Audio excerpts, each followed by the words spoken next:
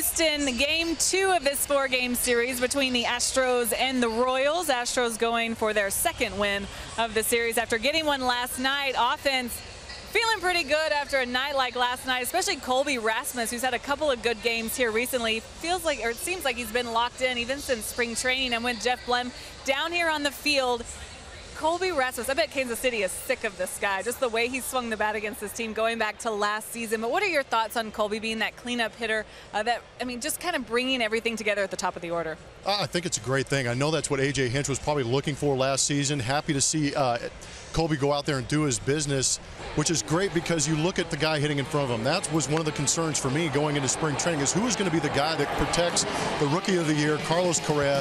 He is the one guy that is going to be tough to pitch around, but when you've got a guy like Colby Rasmus hitting behind him, he's a constant threat.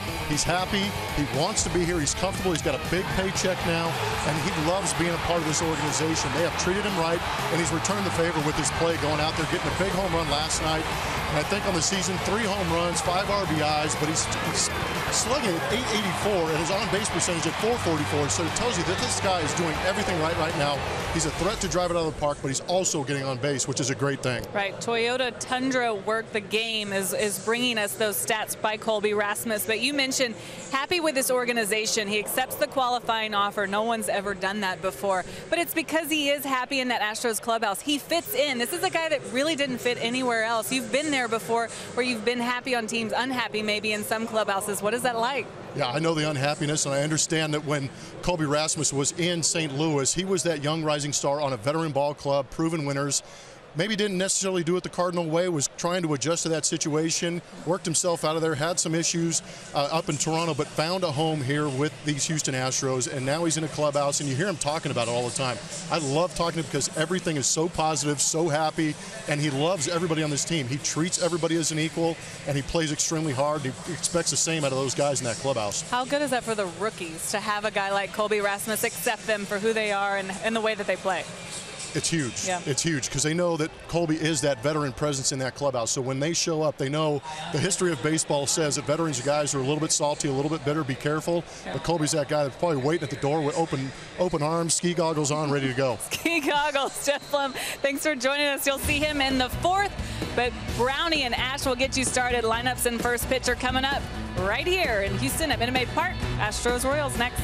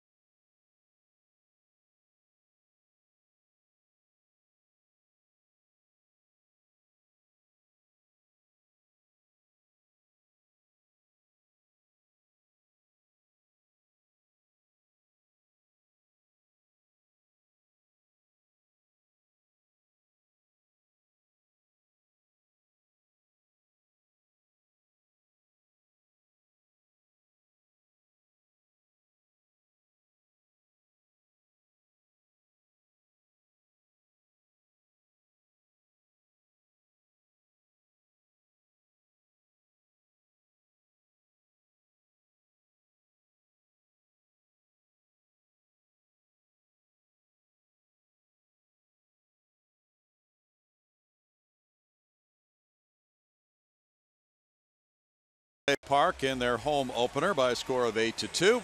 And now back on Root Sports, it's game 2 of the season as this 4-game series finds the Royals fielding this starting lineup. Alcides Escobar, the shortstop. Mike Moustakas at third base. Lorenzo Cain in center field. Eric Hosmer, the first baseman. The DH is Kendrys Morales. With Alex Gordon in left field. Salvador Perez, the catcher.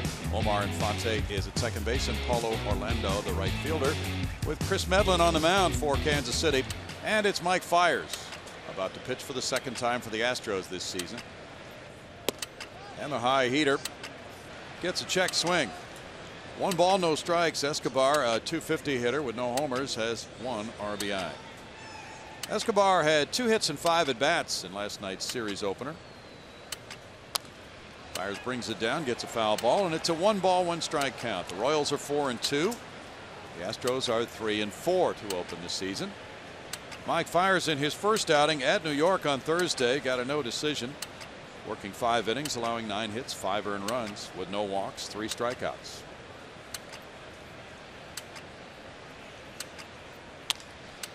That's punched out toward right center field. Carlos Gomez coming over, and that's a single to open the game for Escobar. Here's the Let's Motor player profile on Mike Fiers, brought to you by BMW Mini. Mike Fiers, that guy that threw the no-hitter last year. Extreme over the top, and that front shoulder rises quite a bit. Thursday against the Yankees, got roughed up a little bit. 5 innings, 9 hits, and 5 earnings against him as the Astros were beaten by the Yankees. Last year, when he was picked up on that deadline trade, 4 home starts with the Astros, 1-0. That's all he could manage, but the ERA fantastic at 1.67. Well, there's a repair to the door to the Kansas City bullpen was open. Carlos Gomez went over and slammed the padding shut, and then something dropped off onto the field here. That's not your standard closing of a door going on there. Karate kick. A little equipment repair, and will it stay? That's the real question here. Can you say Velcro? Mike Moustakas steps up.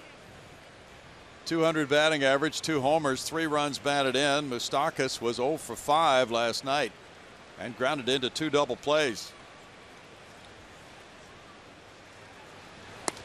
There's ball 1 from Fiers. So that's a difficult night, Ash.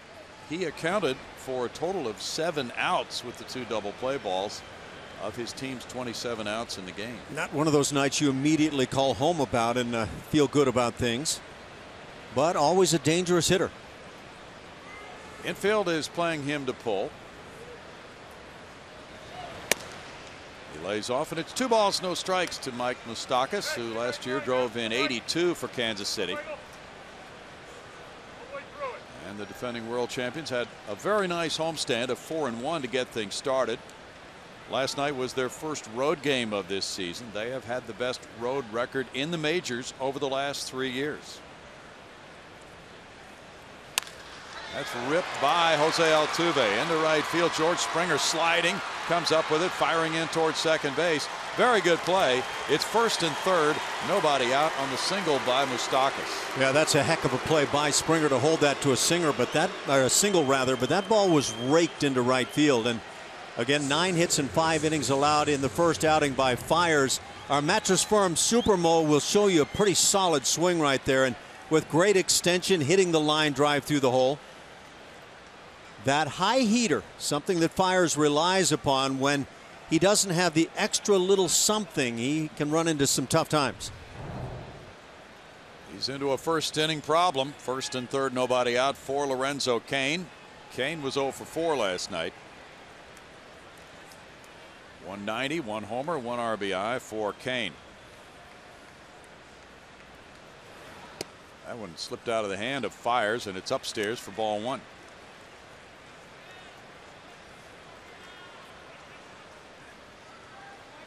Cain got one of the big hits off the Twins closer Glenn Perkins on Sunday in the 9th inning in the comeback win for Kansas City. They swept the Twins prior to coming here.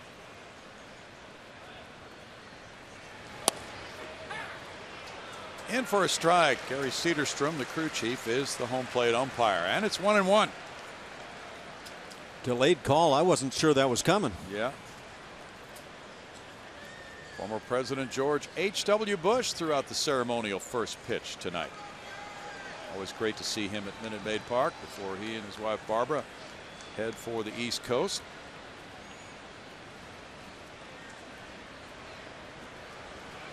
Throw over to first base, and Moustakas dives back. Quick to the bag at first base for Mike Fiers. Quick feet, quick delivery. The Royals go on to Oakland after this 4-game series. There's former President Bush. I wonder if he's thinking, you know, when I used to play this game, I could have hit the ball like that. I've still got it.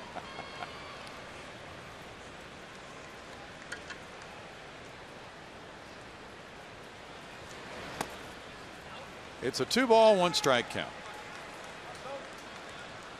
And that's something that the Astros and Rangers, of course, who have now developed quite a rivalry, have 2 former presidents who attend their games with some frequency, and both from the same family. Pretty amazing. Pretty impressive.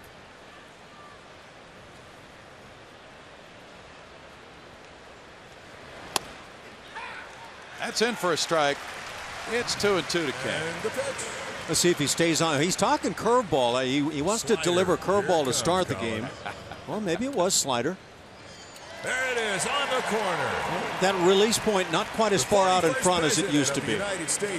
Colin McHugh doing the honors with the former first baseman from Yale.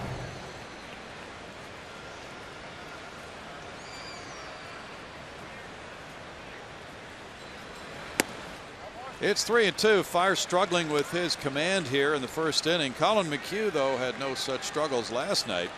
7 innings of 8-hit shutout baseball for his first win of the year. 90 miles an hour on that heater. That's getting in that high-end territory for Mike.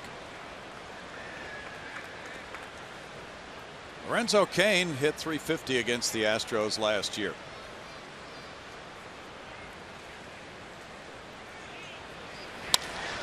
Cranks one out to left field, and this is going to go high. That one's going to reach the seats for a 3-run homer for Cain. 3-0 Kansas City with nobody out in the game. Home run number 2 for Cain. That gives him 4 runs batted in. Well, it was the Astros last night jumping out to the 3-0 lead in the first inning. Kansas City comes roaring back in game 2. You get our MD Anderson strike zone. And we'll see where this fastball winds up, right toward that inner part. In fact, off the inside edge. Quick bat by Cain, though he didn't quite get the barrel to it. Enough here with the short porch and left. That's Cain's second and the Royals' 6th home run as a team here in their 7th game. Now Eric Hosmer follows, taking strike 1. Hosmer, a .318 hitter, has no homers, 2 runs batted in. Hosmer had 3 hits and 4 at-bats last night. He hits that one to third, where Luis Valbuena out of the shift takes care of out number 1.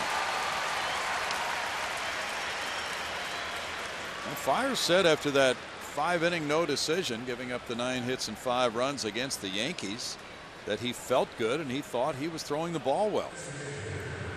I would say the radar gun said the numbers were down just a little bit, but he was spotting the fastball well down in the strike zone, which is a bit rare.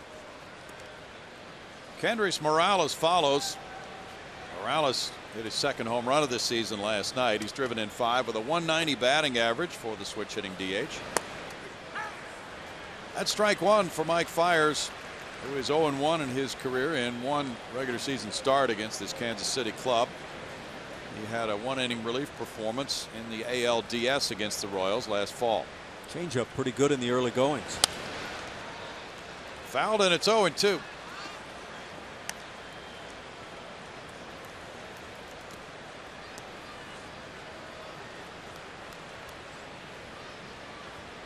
Royals came out on opening day with 9 different players on their roster from a year ago.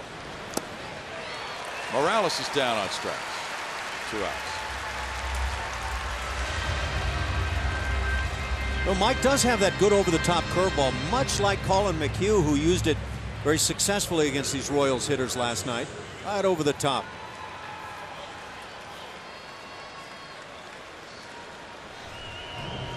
Alex Gordon, who was armed with a fresh 4-year contract after being a free agent over the winter, has started at 238 with no homers, 1 RBI for the 32-year-old veteran outfielder, former third baseman.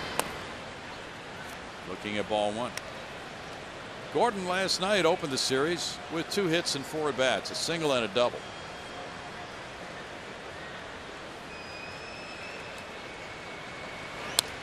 He fouls it back, and it's 1-1 to Alex Gordon, one of the premier defensive left fielders in the game. He was selected to his 3rd straight All-Star game last year.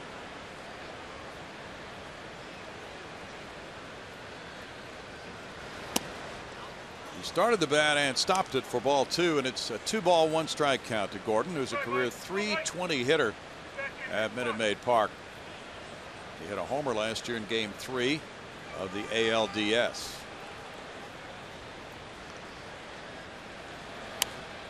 And fouls that one back. 2 balls, 2 strikes.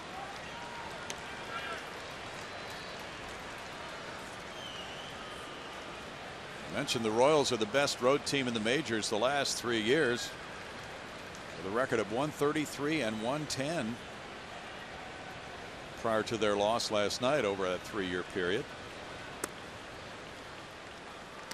3 balls, 2 strikes. The Astros, on the other hand, have been smoking hot at home.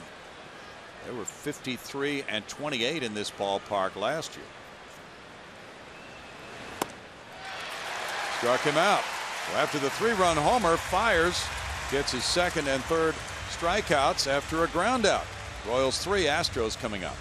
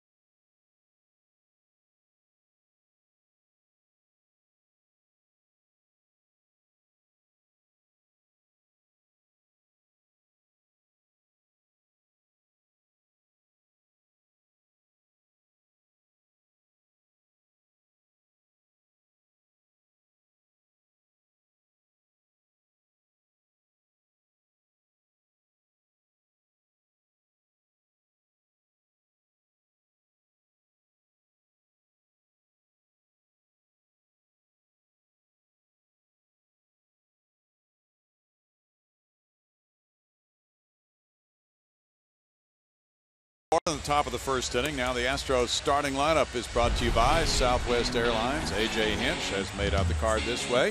Altuve leading it off. Jose at 2nd base. Springer in right field. George batting 2nd ahead of Carlos Correa, the shortstop. Colby Rasmussen left field. Tyler White, rookie, who really was quite a player last week for Player of the Week honors in the American League. White's at 1st base with Carlos Gomez in center field. Evan Gattis, the DH, has returned from a rehab assignment in the minors. It's his 1st game with the Astros this year. Luis Valbuena at 3rd. Eric Kratz is the catcher. On the mound, 30-year-old right-hander Chris Medlin going for Kansas City here in Game 2 of the series. Throws a lot of 2-seam fastballs, trying to create the ground balls, but throws less than 50% fastballs in the process. Throws the changeup, curveball, and mixes in a 4-seamer along with things. Had Tommy John surgery 2 times. Yes. Man. Most recently in 2014. He came back last year going 6-2 with a 4.01 ERA. And throwing ball 1 to Jose Altuve. Altuve has put together a 4-game hitting streak. Jose, with his average up to 286, has 1 homer, 2 runs batted in. And with those 6 stolen bases, he leads the American League, and it's not close. Altuve was on base 4 times last night with 3 hits and a walk. He scored 3 runs and drove in another with 2 stolen bases in that game. Because of Kansas City's weird first week schedule, they had a game, a day off, a game, 2 days off. They really haven't put their rotation together the way they wanted to. And Medlin is making his first appearance in a game this season for Kansas City. Back-to-back days off. What is this, the NBA? George Springer on deck. Medlin has an outstanding changeup and really got that philosophy of changing speeds as he developed through the Atlanta Braves organization. He was a 10th round pick in '06 by Atlanta. Kansas City signed him as a free agent prior to last year to a 2-year deal, knowing that coming off Tommy John surgery, he would not be able to give them a whole lot of innings last season, and that amounted to a total of 58 innings. But the plan all along was for him to slot into the rotation this year, and he's 40-22 in his career with a 3.06 ERA.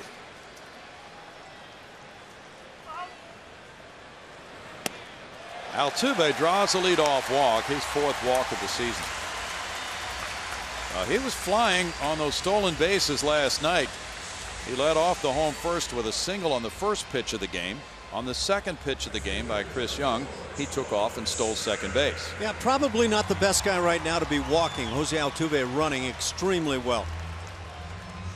George Springer will be up next on a 3-game hitting streak with a .207 average, 1 homer, 5 runs batted in for George. He had a grand slam in the opening series at Yankee Stadium and picked up an RBI last night, going 2 for 5 inside for ball 1. The Astros won their 4th straight home opener last night, now trying to put back-to-back wins together against a very formidable Kansas City team. The Astros swept the Royals in a regular season 3-game series here last year. A throw over on Altuve. The fine catcher Salvador Perez has thrown out 3 of 9.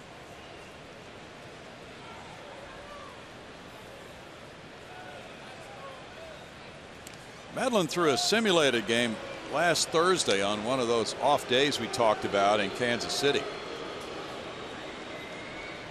He probably has just been going crazy until he got on the mound here. Big cut by Springer, 1-1. That's a long wait for the first outing coming out of spring training, Ash. Especially when you consider how much all the guys want to get it going early on in the season. George Springer with that huge swing, dropping to the knees, a la Reggie Jackson.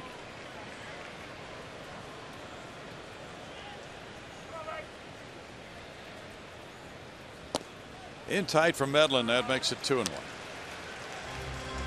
Medlin's career, he does not have any decisions against the Astros with a 3.12 ERA. This is his 70th major league start. 4th time out in his career against Houston. 2 Tommy John surgeries. Ground ball hit through the left side for Springer. 4-game hitting streak for George. Altuve advances to second, and the Astros have something working with Carlos Correa coming up. Starting to happen for George Springer. He's a big difference maker potentially for the Astros in this order. And he hits the slider in the process. Really didn't cut down on the swing.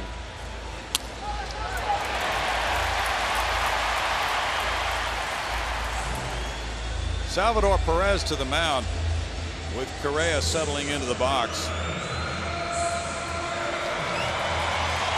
Correa with 3 homers, 6 runs batted in, and a .357 average. Had 3 hits and 2 runs batted in last night.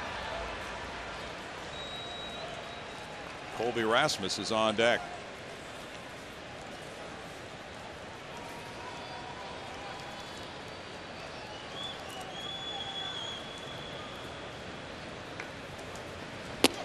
That one moves him out of there, and there's ball 1 to Carlos. If there's a book on Carlos Correa right now, I would say it appears that teams are trying to find out what he'll do if they pitch him hard inconsistently. My book on Carlos Correa is he'll adjust. Top the list of runs batted in by shortstops since June 8th when he arrived on the major league scene last year.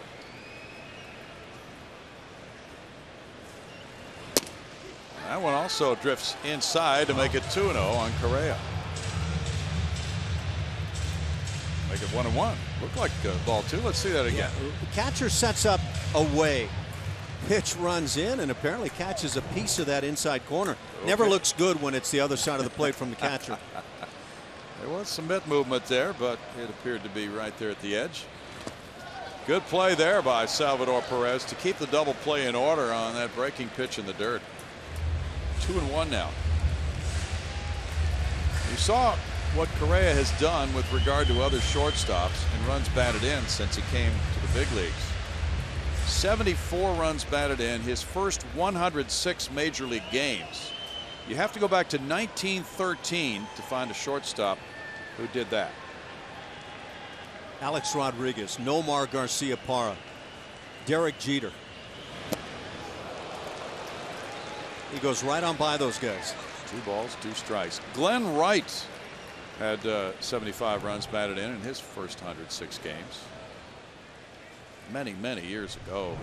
And Vern Stevens, 1941-42, notable shortstop with the Red Sox, had that kind of a pace. They have tied Correa's pace to this point.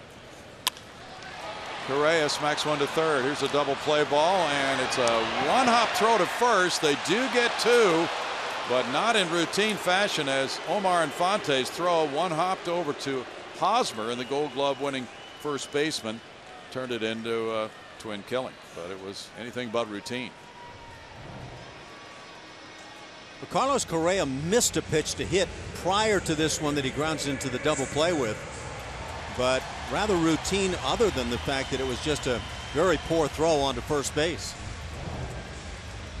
Now with 2 outs and a runner at third, Altuve advancing on the double play ball. Colby Rasmus with 3 homers, 6 runs batted in, and a .333 average. Will give it a shot. Last night he ripped a high deep home run to right field in the first inning, a 2-run homer. Then he bunted in the third for a single, going 2 for 5. This one heads out to right center. A long run for Kane. That one hops and goes off the bullpen wall. Altuve scores.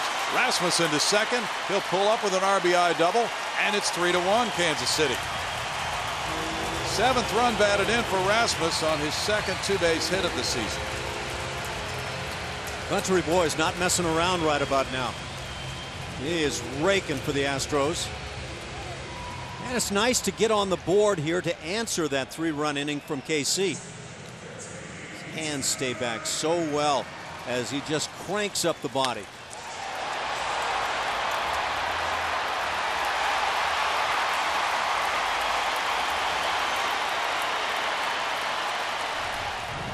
Tyler White, who won Player of the Week honors in the American League for the first week of this season, has done things no Astro has ever done for his first 7 games in the big leagues. There's ball 1. He has 3 homers, 9 runs batted in, 12 hits. And there you see the combination of statistics and where he ranks in the American League after that first slugging week as a major league player for Tyler White. He's also been selected. 2 balls, no strikes. He leads the American League in total bases with 24 right now. No Astro player has had a dozen hits in the first 7 games in the big leagues until Tyler White came along. He smacks one, and that one will go foul. Well out in front.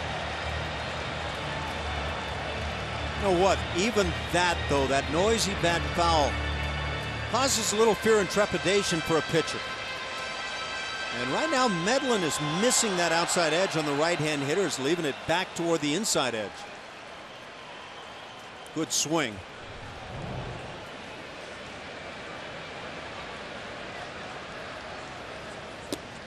That one floats in, and the changeup is good for strike 2. 2-2 with Carlos Gomez on deck here in the first inning at Houston. Only one other Astros player had 9 runs batted in within his first 7 games. J.R. Tolles had 11 as he broke into the big leagues. Ground ball hit to the right side. Rasmus is being sent home by Gary Pettis. Here's the throw to the plate by Orlando, and not in time. It's 3-2. White with RBI number 10 with a 2-out, 2-strike hit to right.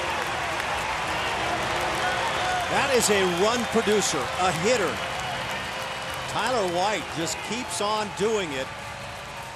And he does a fabulous job waiting on the breaking ball off speed. Watch him stride and wait, and then shoot it through that vacated right side. Kid can hit. Good charge in right field by Orlando. Looked for a moment like he might make the play close. And I was a bit surprised that Perez, the catcher, came as far up in front of the plate as he did. Carlos Gomez gets a first inning at bat. And looks at ball 1 from Chris Medlin, hitting .200, looking for his first RBI. He has a pair of doubles.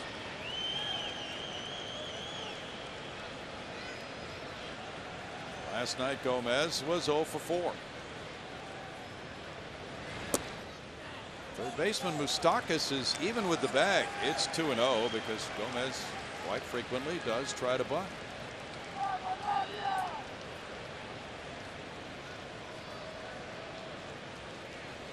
It's Evan Gattis, clean shaven, on deck. Stop it. Well, he built that image last year. 3 balls and no strikes. That's not the caveman. Doesn't look right, does it? Been driving the ball on his little minor league rehab. Now, he had a couple of homers at AA Corpus Christi. 4 runs batted in, a .400 batting average, and 15 at bats. That went in tight to Gomez. His ball 4, and the trouble continues for Medlin with his second walk of the inning to go with the 3 hits he's allowed.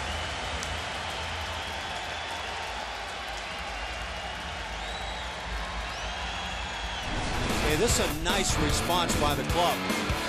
This is the triples leader last year for the Astros. Took advantage of a ball off the wall right there, but he didn't need advantages. He just smoked some triples over the course of the year. 3 of them for the big guy.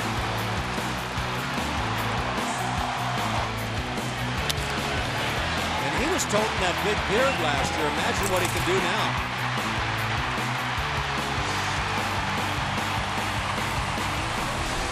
Club leader in homers and runs batted in for the Astros last year with 27 and 88 respectively, with a .246 batting average. Now 2 men on as he gets his first Astros at bat of 2016. And Medlin delivers ball 1.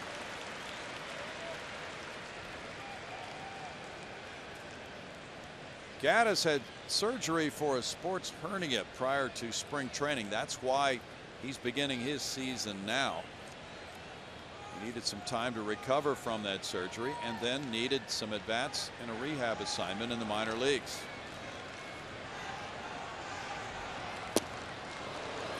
One ball, 1 strike.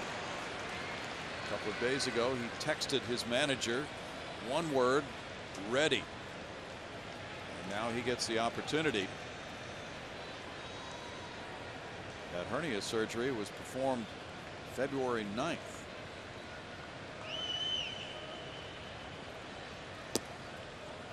Two balls and a strike for Evan, and the plan is for him to work his way back into being a catcher, at least part-time. That work will start tomorrow before the game. He will not be playing in the starting lineup at least tomorrow night because of all the pregame work that is planned for him.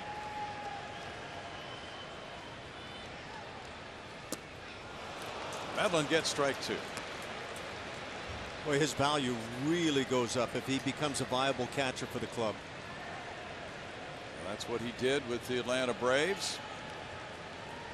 At least part of the time. He played some outfield and a little first base as well. Evan, 29 years old, a native of Dallas, Texas. And a strikeout for Medlin gets him through a troublesome first inning. The Astros come up with 2 runs, 1 on a double by Colby Rasmus to right center, 1 on a single by Tyler White to right, and It's a noisy first inning here, 3-2 Kansas City.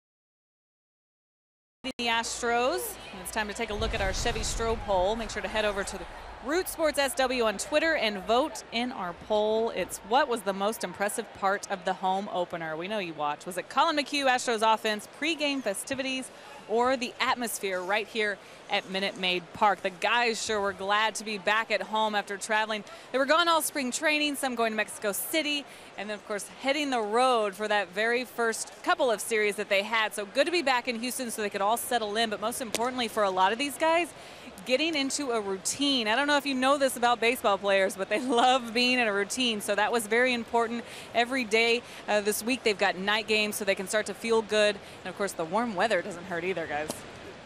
No routine for you, Julia Morales. Happy birthday.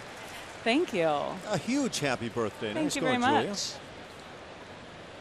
2 balls, no strikes for Mike Fiers against Salvador Perez. He was 0 for 3 last night. Oh, nice birthday wishes for Julia on Twitter. Yay. I'm loving Twitter today. Everyone's so nice. How did you create that card, Julia? I didn't make that card. Some artwork involved there. Fly ball to left, Colby Rasmus. Green lighting on a pitch there on 2-1. It is out number 1. I thought it was 3-0 for a moment, Ash, but we have to hang in there with Gary Cederstrom. Delayed calls, huh? Yeah.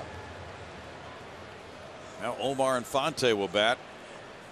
Infante, a .294 hitter with no homers, has 2 runs batted in.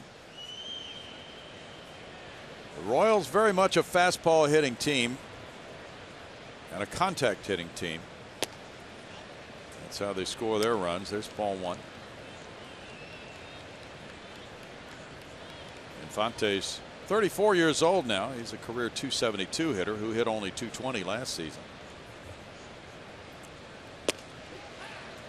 Fiers gets a call there, and it's 1-1. I like that top of the strike zone strike called.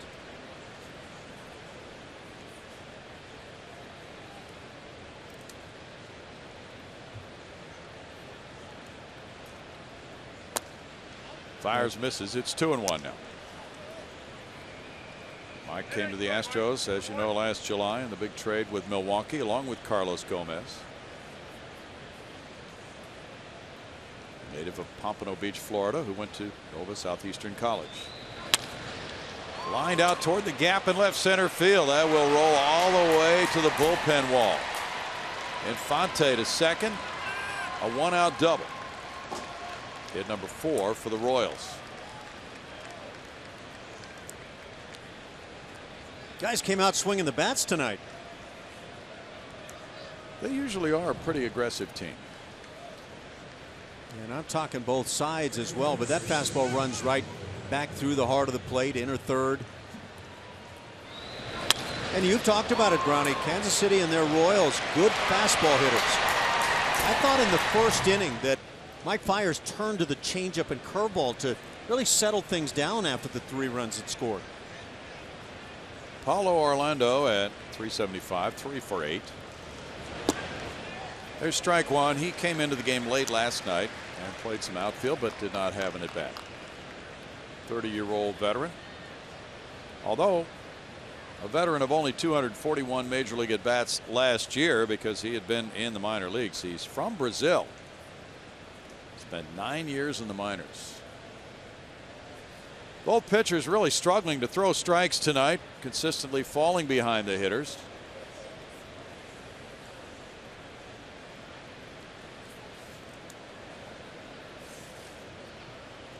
That's been a bugaboo of Astros starting pitchers on a few occasions in the early going.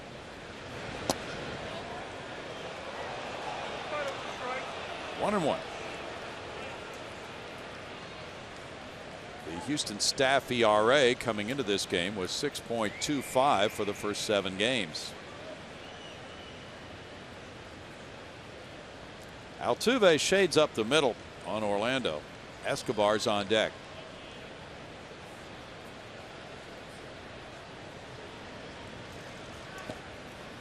It's a good block by Kratz. Yeah, we've seen that time and time again for Kratz when he's been in there. And of course, Jason Castro has been doing a real solid, steady job with that as well. Looks like the work that's being put in is really paying off. Exceptional. This is the second start for Kratz this season.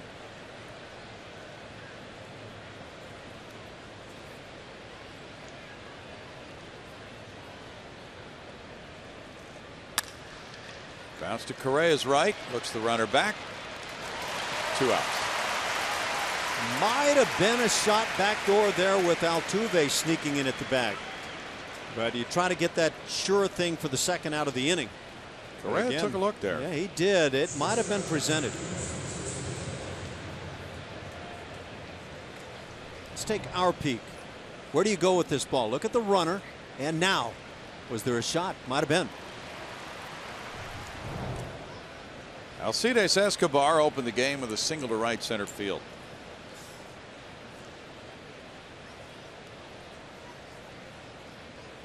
He won his first Gold Glove last year. Hit a home run in the World Series. Curveball bouncing for ball 1 to Escobar.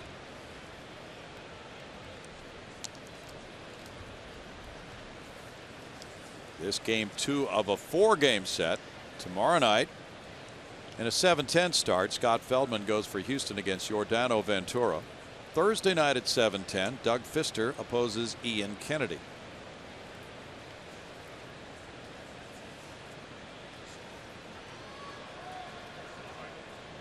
The lights are brighter this year at Minute Maid Park. LED lights have been installed.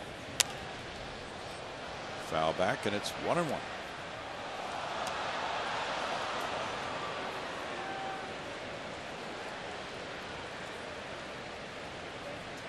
Yeah, it's a good look, and I think everybody is agreed. Even when you come in at batting practice time, it's just bright in here.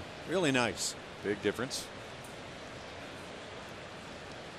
Something like 6 parks have LED lighting, we're told, in the majors. It's 1-2. Everybody talks about the bright lights of New York, but I think we've got them beat. It is noticeably different from previous years here. Good curveball, good call. Right there at the bottom of the knees. Yeah, he may want to try to bounce that curveball here on a 1-2 count. These Royals hitters are pretty aggressive much of the time. And they do hit for a high batting average. They like to try, as a general rule, with many of their hitters, to hit that fastball early in the count. Last year they hit .269 as a team. That was tied for best in the American League. They were 6th in runs scored. And they do not walk much. In fact, they were tied for the lowest walk rate in the American League last year. But with their pitching, they made it work. They run the base as well, and they play well defensively. Gomez is well over into right center field. Foul back.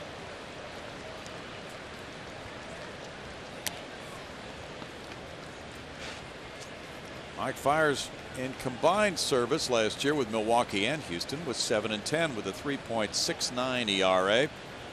With the Astros, he didn't get many decisions. He had 10 appearances, 9 starts. He was 2-1 with a 3.32 ERA, and one of those wins was a no-hitter here over the Dodgers. 2-2. A part of a series in which the Astros swept the Dodgers, and the Dodgers trotted out Zach Greinke and Clayton Kershaw in 2 of those 3 games.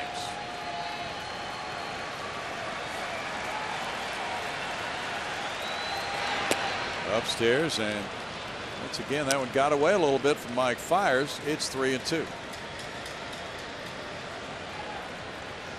Mike Moustakas is on deck. This is an orange out series. Astros fans invited to wear all the orange they want.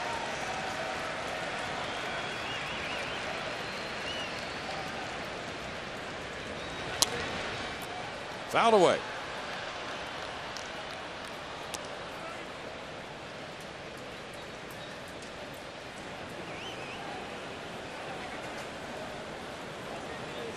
This was a busy place last night.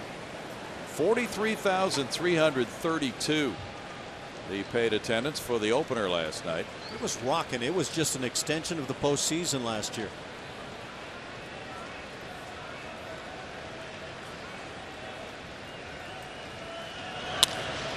Out to center field. Gomez with a long run, gets over and makes it for out number 3. No runs, a hit and a man left. Kansas City leads it 3-2 after an inning and a half.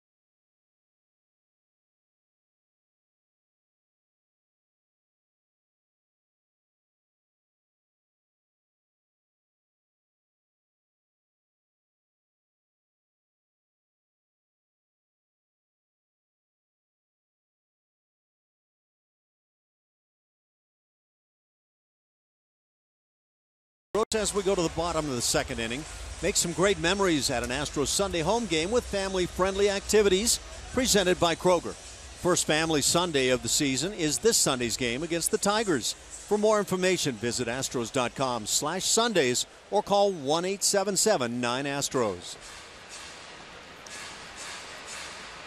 Yeah, the Tigers, who have played well for Brad Ausmus in the early games, will be here over the weekend, Friday, Saturday, and Sunday. And the Astros have Monday off and travel to Arlington, Texas for a 3-game road trip against the Rangers. Luis Valbuena with Houston down a run, 3-2. Carries a .261 batting average into the box. 3 runs batted in and moves a little bit away from that inside strike call, 0-1.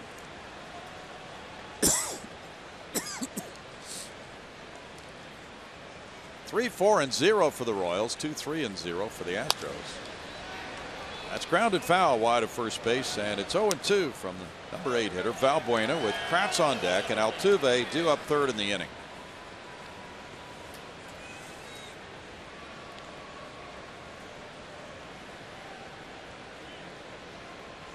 The Royals had the third best ERA in the American League last year. Medlen bounces that one, and it's 1 ball 2 strikes.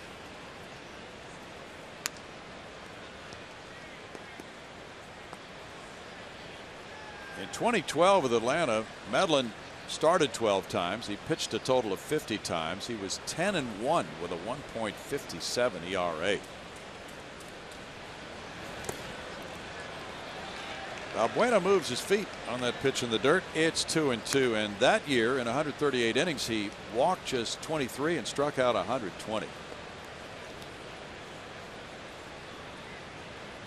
So the 2 walks in the first inning, very unusual for Medlen, but then again he had some rust on him, hadn't been out there in a while. He gets a punch out here, number 2. Valbuena just simply swung right through that heater. Yeah, Medlen tops are out around 90, but he seemed to have some pretty good carry on this pitch. In a pretty good zone for a guy, Valbuena, who's been stinging the ball to left field. Erik Kratz, the number 9 hitter, looks for his first hit as an Astro. He is 0 for 5. Erik was a Royal last year briefly, also played with the Phillies, so he should be in line for a World Series ring. There's ball 1. We'll have to check and see if he was presented with that. You know, typically guys who have played any time at all for a World Series winning team are presented those rings. If the 2 teams meet, maybe the general manager will come on the trip and have a special presentation, or in some cases even fly in when his team is somewhere and fly into a totally different city to present that player a ring. I don't know if what we heard is true, but it sounded like the Royals handed out quite a few rings last year. We heard that. And it went to more than just the players. 1 ball 2 strikes. That can be done. It's typical to some of the major sponsors of the club, team employees. That's pretty typical around baseball.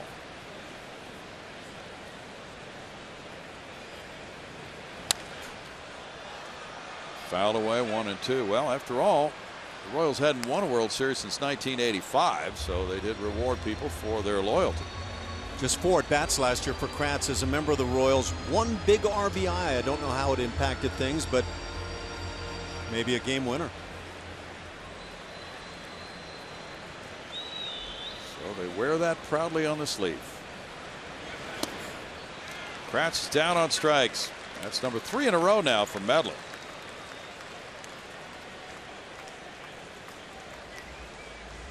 Jose Altuve is taking a little time before he comes to the plate. Altuve opened the Astros first with a walk and came around to score.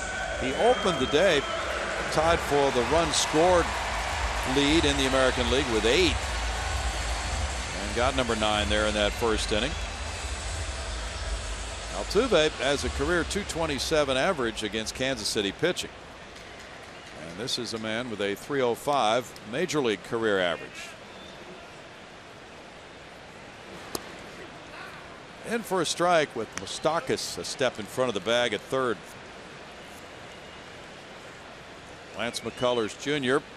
has been here, and he is due to throw a bullpen tomorrow before returning to Corpus Christi, where he'll make another rehab start Saturday. 1 ball 1 strike. When McCullers pitched here in the playoffs against Kansas City, this place was rocking. I don't know, for me, just seeing him back with the team, a very good feeling. He had a sore shoulder in spring training, so this is now his spring training as he rehabs with the Corpus Christi Hooks.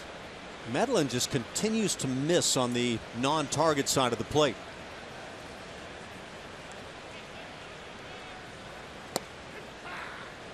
Gets a call there, and it's 2-2. Here's game 4 of the ALDS with McCullers. Kid's not scared, I'll guarantee you that. In fact, he's one of those guys that says, give me the ball.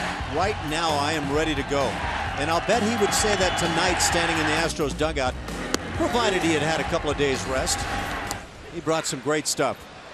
Strike 3 call ends the second inning. Medlin strikes out the side. He has whiffed 4 in a row, and through 2, it's 3-2 Royals.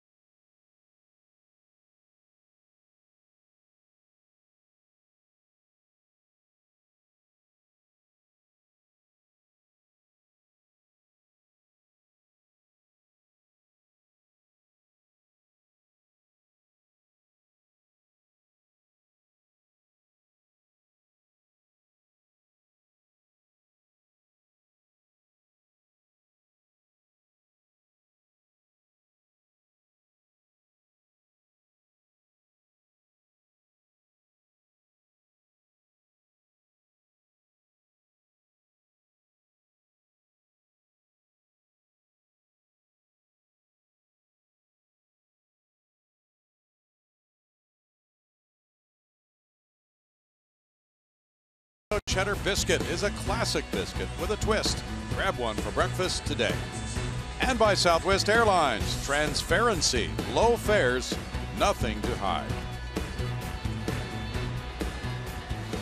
Here at Minute Maid Park, we go to the third inning. It's 3-2 Kansas City. The Royals have out-hit the Astros 4-3. No errors in the game. Mike Fiers on the mound facing Mike Moustakas. Moustakas singled to right and came around to score on the 3-run first inning homer by Lorenzo Cain. He takes that curve in the dirt for ball 1.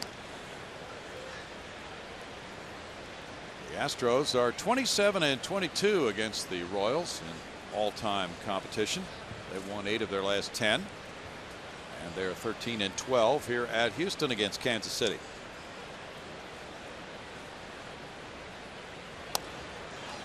Inside for Fiers, and it's 2 balls, no strikes.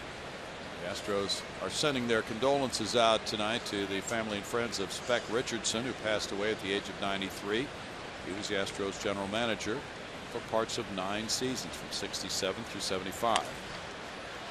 In the air foul. Valbuena over for it, but will not be able to get there. 2 more.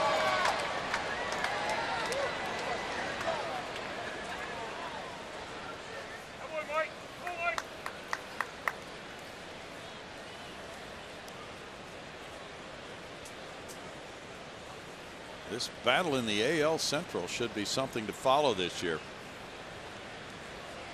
Every year I look at that, I think Tigers. It's got to be the Tigers. Yeah. Well, we get a chance to see the Royals and the Tigers back to back here this week. Again, a tough homestand. And I think the Yankees are underrated by a lot of folks after having seen them and not at full strength yet. I think they're going to be good. Well, the nature of their experience really came into play, as we saw, didn't it? All those hitters experience with production, and they take their walks. Tough at bats.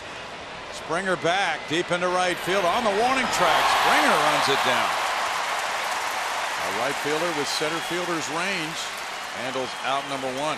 Just by watching George's reaction after catching the ball, I'm not so sure it was a clean catch. I want to see what happened there, because body language said maybe there was a little juggling act going on. I don't know. Maybe it was just George readying himself for the fence. Oh yes, the juggle. He did move his head ensues. a little bit. Look at the ball. Yeah. I mean, he snow coned that thing on the heel end of the glove. Now Lorenzo Cain. He lines one to Springer. Springer in for the running catch. You know, he moved his head. He took his eyes off the ball his final few feet before The ball got to his glove, and I think you're right. I think he was trying to glance at where the wall was, Ash. Yeah, I think it was all going on for him. But 1 year ago today, George Springer, Arlington, Texas, and maybe the play of the year for the Houston Astros. That game was a loss if that ball goes out or drops. And the Astros came back and won it. But yet, George Springer can make some defensive plays with the best of them. Eric Hosmer takes that first pitch from Mike Fiers. It's ball 1 to Hosmer. He grounded to third earlier. And you could make a case for that being the catch of the year. Why? Well, A, how far he had to go back, the timing, the leap. B, he robbed a grand slam that would have won the game for the Rangers. And C, the Astros came back and won the game.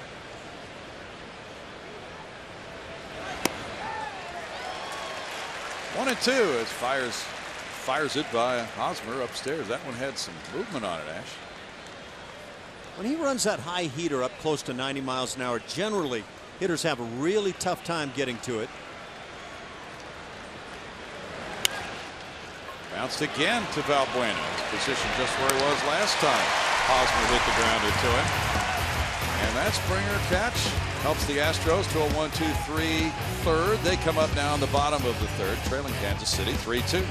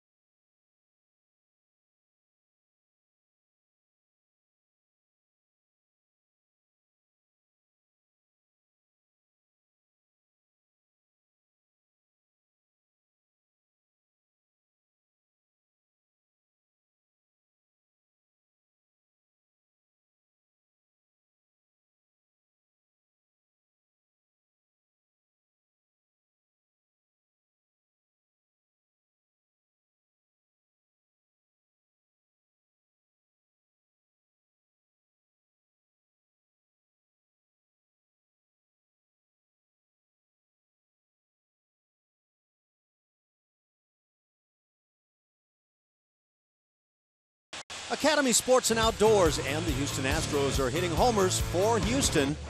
Starting in 2013, look at the home run numbers for this ball club. 148. They were 19th in the major leagues. In the following season, up to 163, they moved up to 4th. And then last year, trailing only the Toronto Blue Jays, who hit 232. And I think the Astros rather are on a mission right now to wind up #1 at the end of the year. I think home runs are going to be a strength of this club once again. And raise some money for charity along the way. That's great. We go to the home third inning. 3-2 Kansas City. We received a Twitter message that the Royals handed out 700 rings, World Series rings, worth $9.2 million. Gosh, that's a generous organization. That is. George Springer, who singled to left field, comes around for the second time here. Off speed, and it's ball 1 low.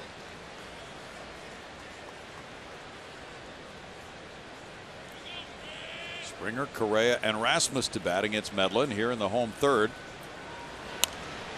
And it's foul back. You say $9.2 million for those rings? That's what we were told. Could have gotten a pretty good utility player for that.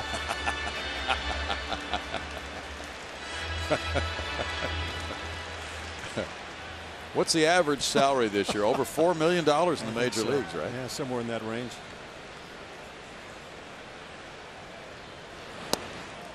In tight for a ball. That makes it 2-1 to George. George, a .302 career hitter against Kansas City. 4 homers, 11 runs batted in.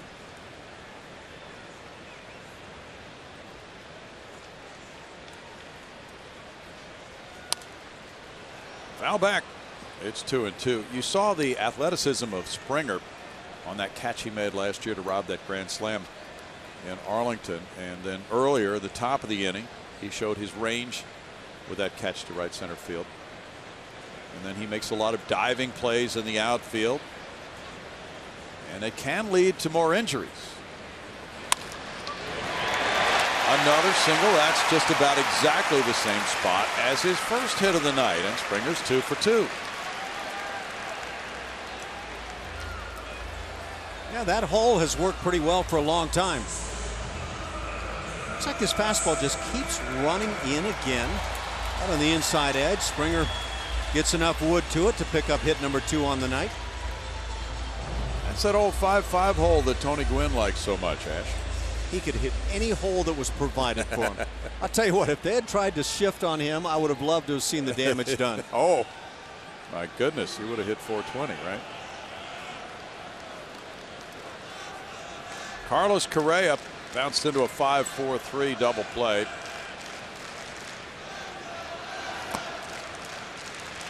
Ball 1 in the dirt. Good stop by Perez on the backhand side.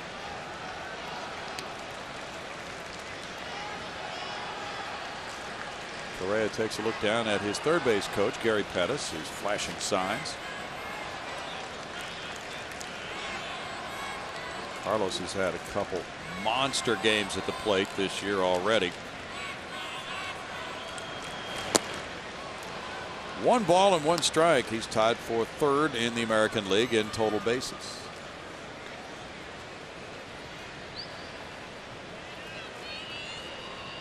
Medlen has certainly been a winner with that lifetime record of 40-22, a 3.06 ERA.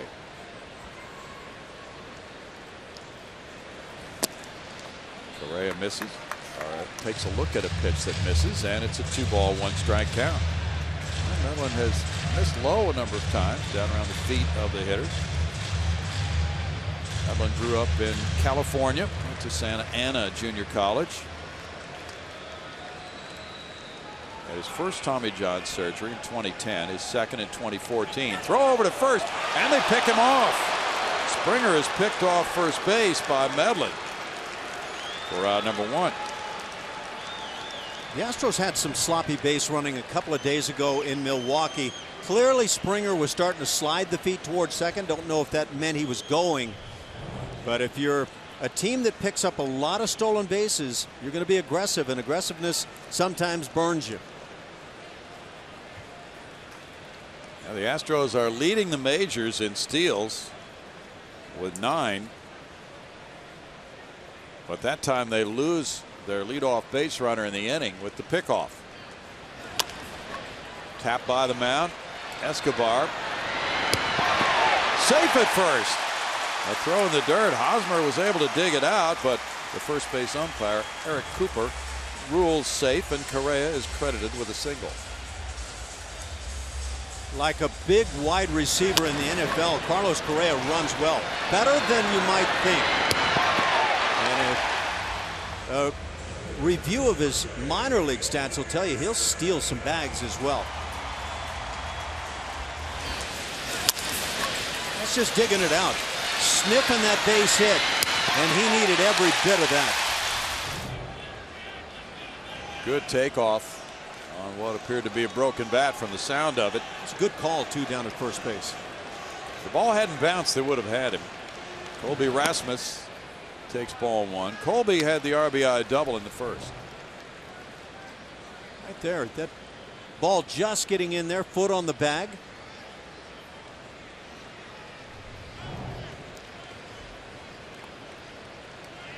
Shortstop Escobar is up the middle. The Royals are not overshifted as much as some teams are on Colby.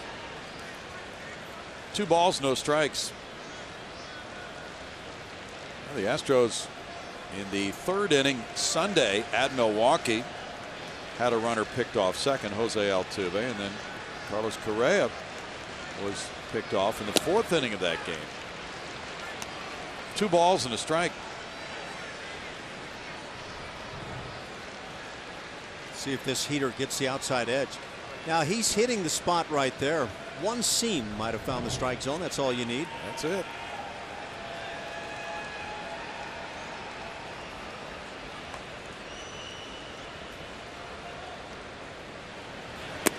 Rasmus takes one in tight, 3-1. What was unusual last night about Colby's game was he hit a 2-run homer in the first, batting cleanup.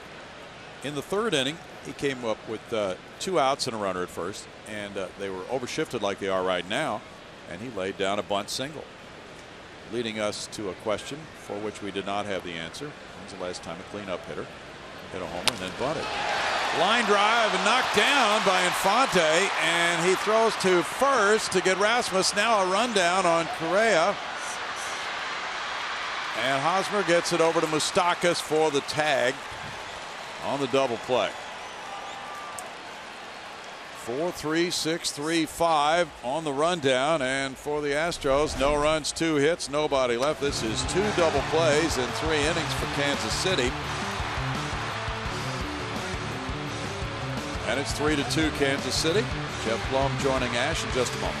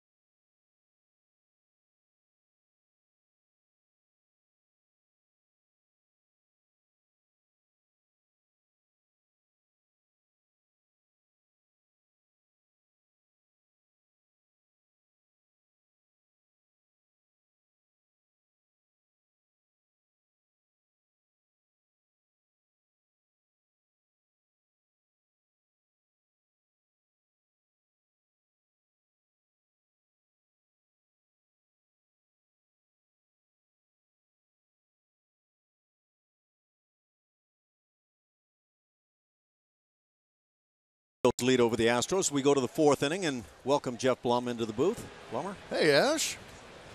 Good to have you on board. It's good to be back. That nap was nice. Woo.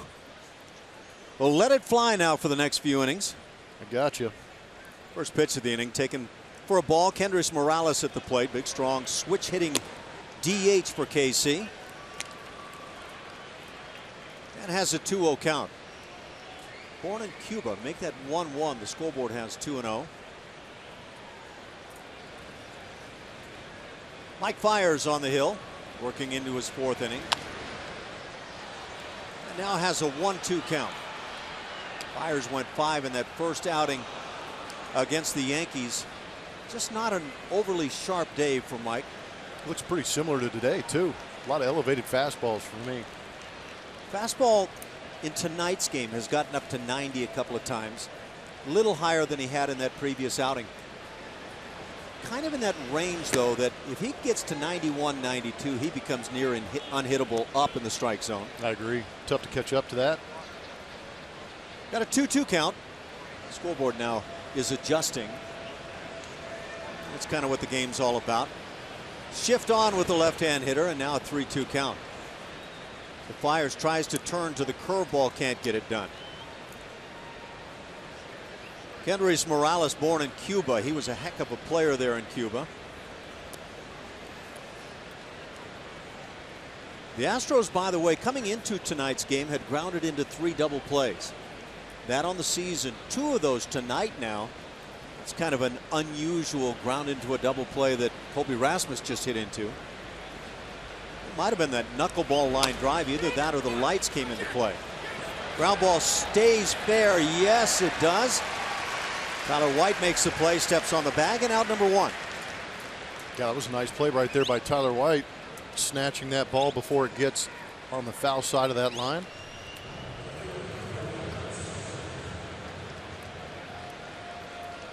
Good reaction. Smart baseball. Yeah, that double play off Colby Rasmus's bat, that ball was absolutely smoked at Infante. What did you think? Knuckleball or lights involved? I think it knuckled a little bit because he squared that thing up nicely.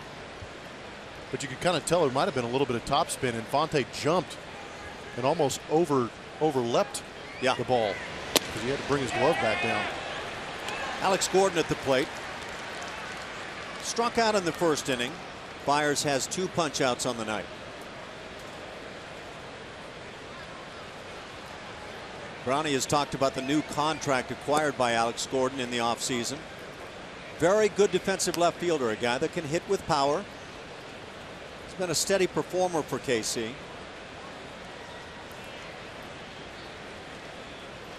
Hitting .227 on his season. All the scoring coming in the first inning here this evening. 3 runs in that frame on a 3-run home run by Lorenzo Cain for Kansas City. That with nobody out. Fiers came back and got the next 3 hitters. The Astros put 2 on the board themselves. Colby Rasmus with a 2-out double following the leadoff walk and then single by George Springer. That led to a run. And then who else but Tyler White to drive in another with 2 outs, shooting a 2-strike pitch through the right side. After crushing a foul ball deep in the left field stands. That was a very mature at bat for me to watch Tyler White go through. Because young hitters have a tendency to overhook, maybe turbo hook those baseballs sometimes, but he dialed it back on a hanging breaking ball and went the other way, found the hole. Sometimes when you yank one of those turbo jobs you're talking about, you get impressed and try to do it again. Exactly. And he turned the other way and just shot one through the right side. 2-2 the count.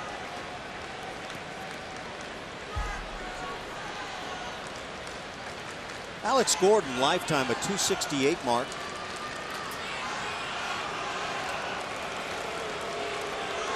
In his 10th year in the major leagues. And now 3-2 as Mike Fiers continues to battle with the strike zone.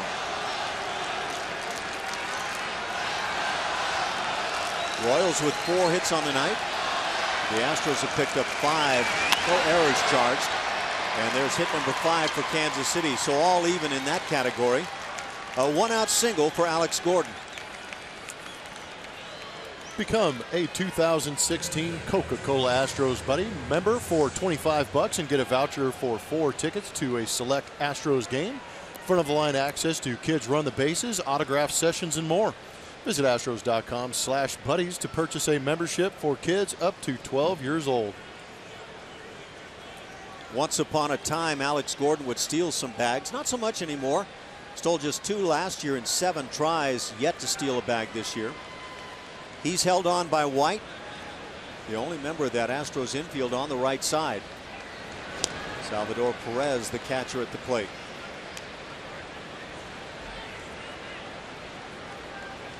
You played all around the infield, Jeff. How difficult, if you were in the spot of Altuve right now, to get to the bag and try to turn a double play on a ground ball to the left side? It's extremely tough. Just a tough angle, and as a third baseman, trying to lead the second baseman from where he is to the bag is extremely tough too. Yeah, I hadn't thought about that, but that's a different look for the third baseman or shortstop. Yeah. And again, we've seen them practice often enough. They do practice these situations, so they are ready for it. But still, when in the speed of the game, adds a whole different element to it. Now, if you're playing third base, for example, and get that ground ball, are you just going to try to throw it chest high over the back? In theory, yes.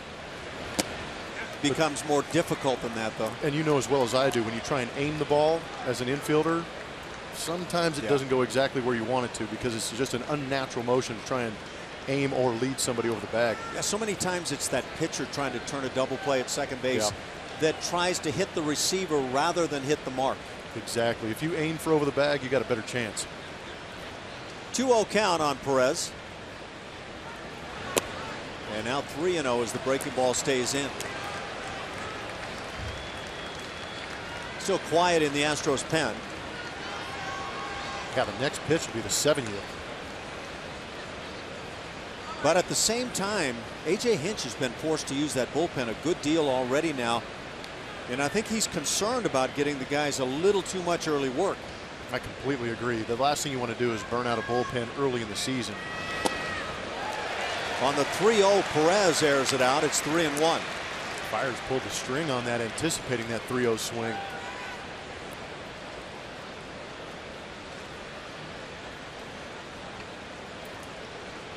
Perez lifetime against the Astros, just a .218 mark coming into play tonight.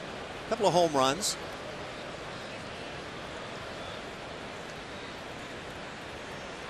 Gordon does not go as this one is crushed but hooked. Well fouled down the left side. And a couple of prodigious foul balls being hit. Up and in, see whether he wants that location and off speed. Salvador Perez getting a little too quick on that pitch up and in. Maybe got that changeup left up there. That is not your ideal spot for a change. Ooh. Especially right on right, because the fade on that changeup comes right back to the right hitter. 3-2. We'll see if Gordon stays in place or runs. He is on the move, and the strikeout, the throwdown by Kratz is low, but they get him a nice play by Altuve. So a strike him out, throw him out, double play, and that will do it. Gordon had the base hit, body raced, and it looks like maybe Alex Gordon wants to see a little reviewing of this call at second base. We'll see if Kansas City decides to follow through. For the moment, the Astros are hanging on the field. Borderline right there. Ned Yost will wait to find out exactly what comes from upstairs. He wants to have it reviewed. So Ned Yost is asking to have the umpires take a peek at this one. And I think that's a reasonable review from a couple of those angles. It did look like the hand got in there because you can see Altuve tag Alex Gordon on the shoulder. And typically that tells you that the hand got to the bag first. But we will see how the umpires interpret it. Altuve made a nice play on a throw that got there in plenty of time, just not the best of locations. I agree. Wow, that looked close from that angle to me. What'd you see there? Yeah, I'm looking on the big board too. El Grande here at Minute Maid Park. And the angles that they've shown are kind of questionable for me. I'm not sure if there's anything cut and dry that says that he was definitely safe. One way or another, strikeout number 3 from Mike Fiers. Get a couple more looks at it. Is there a tag? Boy, it sure looks from that angle like the tag doesn't get there, like you say, until the shoulder. Yeah, that was a good angle on it. I wonder what A.J. Hinch is out there talking about. I just don't think he likes that Ned Yost is stealing some of the TV time with these challenges. He wants to go out there and get some airtime too. Well, he's a smart manager. He is, and that's the best part about it, because we have a chance to go talk to him afterwards, and he'll come up with his reasoning, and we're like, oh, did not think of that. You know what? Even though he went to Stanford. Yeah, I was going to say that the Stanford grad, and you know that's kind of. I don't want to compare schools, that sort of thing, but is there? I wasn't going to go to Cal. I was going to go on the East Coast somewhere, but I'll stay away. But yeah, he comes with a reputation of having graduated from Stanford. And when you meet him, such a normal, good guy, but he's bright, and he wears it well. Yeah, one of the things I asked him, I go, as soon as you got the job with the Houston Astros, as they called him safe. And AJ's going to have a talk with home plate umpire Gary Cederstrom. But AJ said as soon as he got the job with the Houston Astros, first thing he did was reread the rule book. Well, that's wise. Even from the last time he was manager, it's changed quite a bit. Well, then Major League Baseball comes up with the don't break up the double play slide rule at second base, which is still a big issue for a lot of people, especially managers around Major League Baseball. And there's a lot of talking behind the scenes going on about that rule. I'm not a fan of it at all. Yeah, I'd like to find out from you exactly what you would do differently. I'd let him play. I mean, Utley's slide was egregious. That was awful. He assaulted the shortstop for the Mets, Tejada, but there's no reason to alter the rule because of a horrific slide. So you wouldn't make any changes at all there? I would keep it absolutely the same. Yeah. Yeah, I was listening to A.J. Hinch the other day as we see Omar Infante at the plate, who doubled in the second inning. And, you know, A.J. was alluding to the fact that it's probably time to make some changes so that you don't have the injuries. But that doesn't mean that all players are going to agree one way or the other. This is not an attempt to slide and break up a double play. This is an attempt to destroy a human being in second base. Yeah. That's awful. So what would you do with that play? I'd suspend him. I'd put him on the bench. I'd put him I'd take him off the field. And you start removing money from guys' paychecks, you get their attention.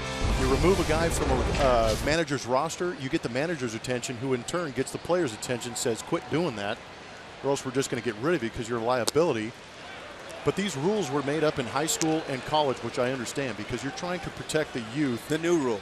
Yes. Well, yes. In high school and college, it is similar to the rule they have in the big leagues. You have to slide straight into the bag.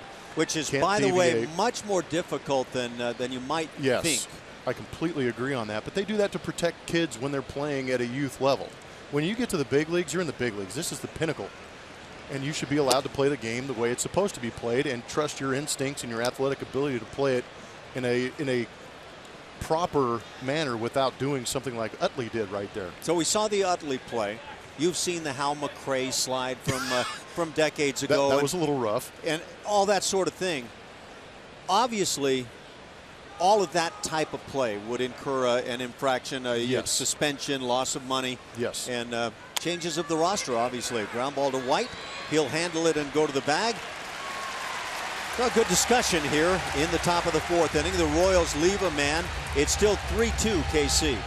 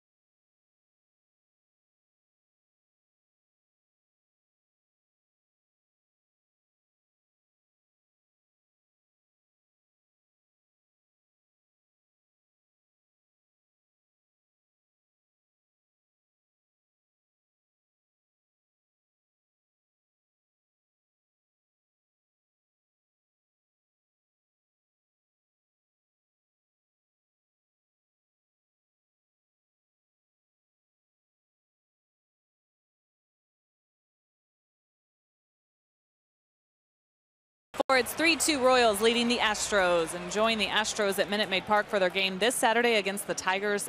10,000 fans will receive an Astros trucker cap presented by Smile Generation. For more info, visit Astros.com or call 1-877-9-ASTROS. Tyler White leading off, who was the AL Player of the Week for this past week, and coaches love his bat-to-ball skills and that he can cover all pitches over the zone. He also takes a lot of pitches, but as AJ said, he's not a take artist, and they've seen him use the entire field, and so he sees that, or he thinks that defenses are going to start shifting him towards the middle of the field, something to look for, maybe pitch him differently. Of course, that comes with adjustments, but an efficient swing that he likes that covers a lot of pitches, guys. Thank you, Julia. And again, a huge happy birthday. Astros need to bounce back with the bats to make it right for Julia. And special day. Tyler White leading it off, followed by Carlos Gomez and Evan Gattis. White with an RBI single in the first inning, and it was impressive. A couple of strikes on him. Got the off-speed pitch and just waited, slapped it through the right side where there was a big hole. It was that base hit putting the second run on the board for Houston.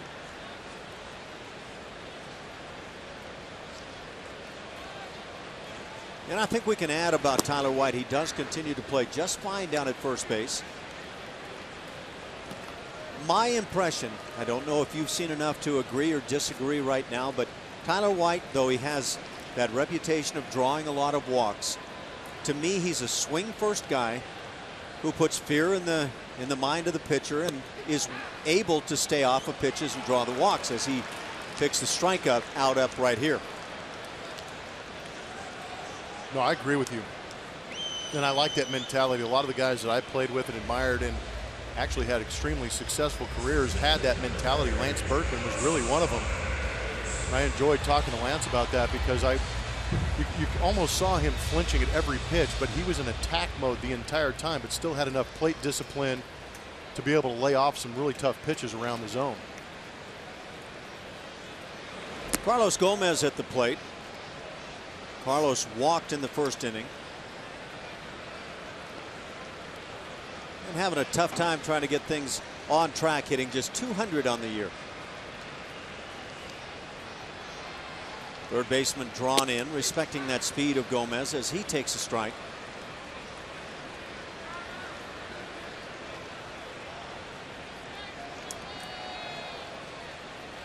I think sometimes with the guys that do draw a lot of walks, you'll see some strikeouts. There's one in between the bag and the first baseman down the line. That speed heading to second base. Gomez with the slide has a one-out double.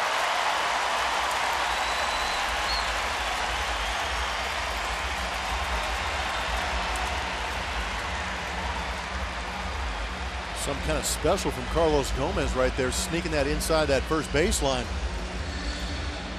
Taking that monster hack, actually gets a fastball right down the middle. You can see it kind of gets in on the label a little bit on the bat, but able to force that one inside the first base bag. And you know for sure he is going to try and extend that into a double, and does. And two-bagger number 3 on the season for Carlos. He's in scoring position for Evan Gattis. Fresh off his minor league rehab, where he swung it very well, but a strikeout victim in the first inning. So a chance for Gattis to get the game back even. New look. How do you feel about it, Mr. Blum? I'm not quite sure.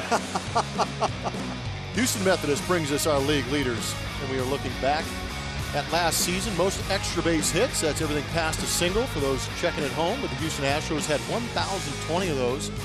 A lot of home runs, doubles, but of course, why are we talking about this? The man at the plate, Mr. Triple, Evan Gattis.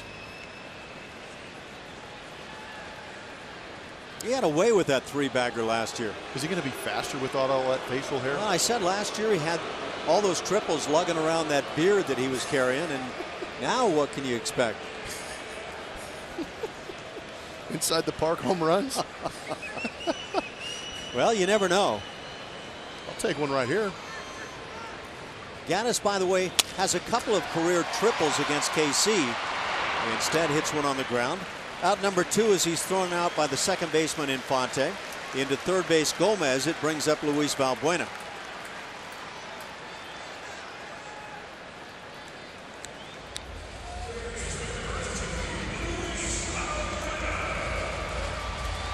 So Valbuena will stand in. He struck out in the second.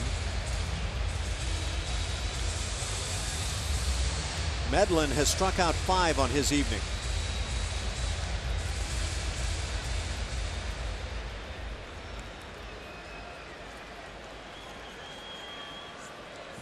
Valbuena hitting .250 on the year. Looking for that first long ball. You calling it? I didn't go quite that far, but I interpreted it that way. did you? Good. We'll lay it on you then. There's nothing wrong with calling it. No, it isn't. isn't. Guys in the dugout call home runs about 162 times per man per year, Isn't right? that the truth? It is the truth. Yeah. I can feel it. He's going to go yard right here. Of course, that 2 times over the course of the year that they're right, it's a pretty proud papa kind of attitude in the dugout. Valbuena not happy at all with that call. Medlin's been showing some good late movement in this game. The Astros are having a tough time, but you can see it with that sinker right there on the outside corner. Salvador Perez set up off the plate, but that fastball running away is a good 3-4 inches off the plate. Well, Valbuena shows that he knows his strike zone. 0-2 the count, though.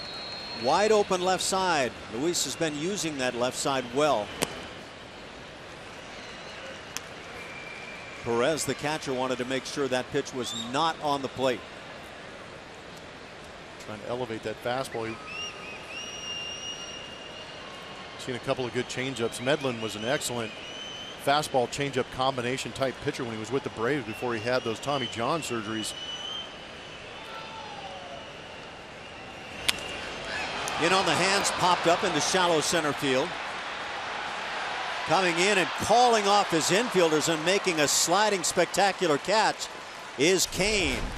So it takes a tough catch to get it done. It's still 3-2 Kansas City.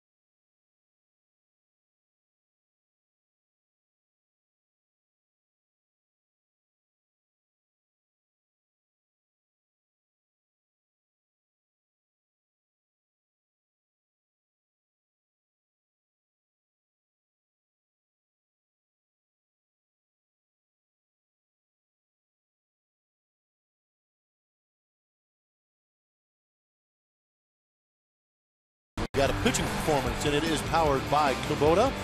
Last night, Colin McHugh redeemed himself after that one-out outing in New York.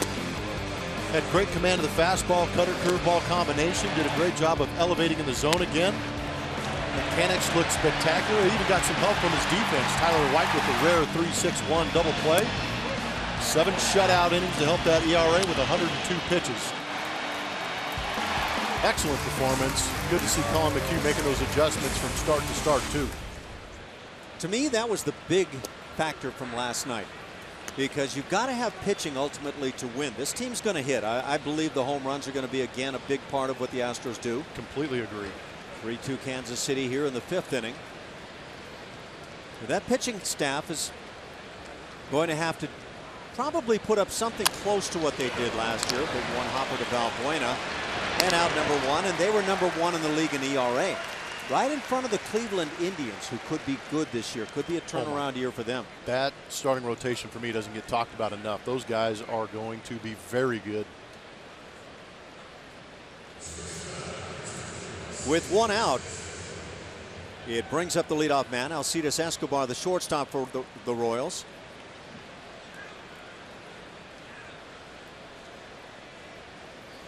But after that first game for Colin McHugh, there had to be a lot of concerns. And I think for him to step out there and calmly make that happen was a big positive statement. Big swing by the shortstop for the Royals. He has singled and scored and flied to center.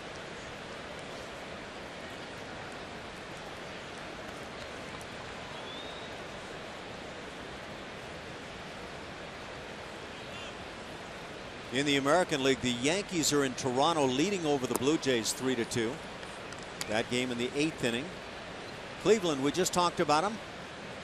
Now in the 9th inning at Tampa Bay, the Rays have put 4 on the board in the 8th and lead it 5-1 over the Indians. Hit in the air right center field. Gomez has a bead. And out number 2.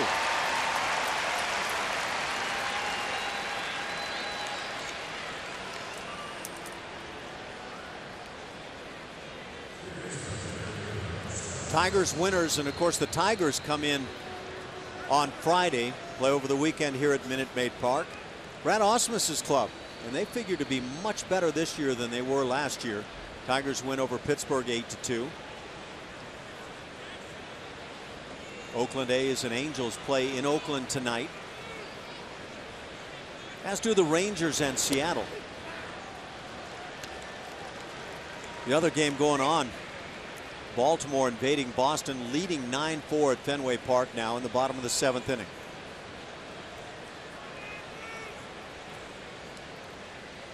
Mike Moustakas at the plate.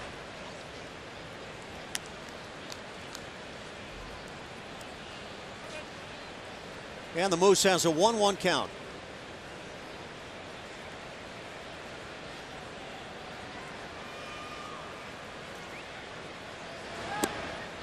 Moustakas backs away. The Royals, probably a product of their ballpark in good part. A big yard, tough to hit the home run ball there. And they were last in the league in home runs last year, and yet World Series champions.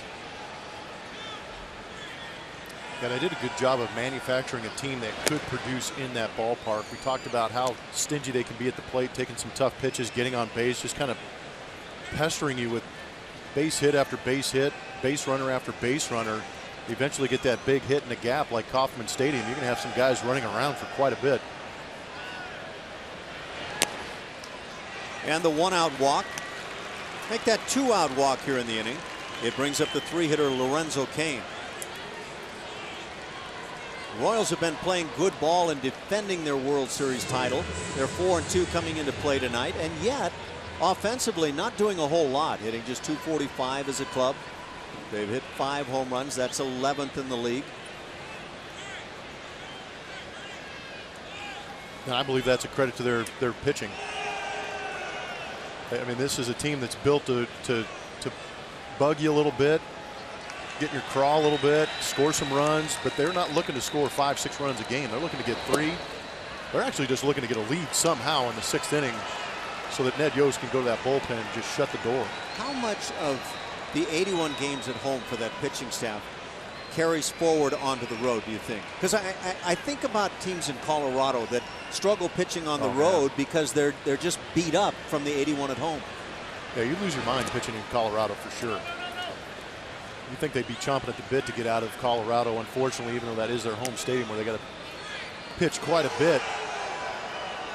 But I think it's easier to move from those big ballparks into smaller ballparks because you don't really have to make that major adjustment other than you want to really stay away from leaving fastball center cut up out of the plate, elevated in the zone. For Cain on the night, it was the 3-run home run in the 1st inning. His 2nd bomb of the year. That is the difference in the game. 3-2 KC. Fires with a 1-2 count.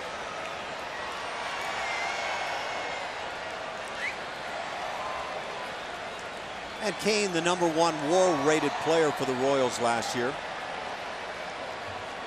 Boy, they got it done. As Blummer's saying, on that pitching side, had a great year out of their closer. A tough club.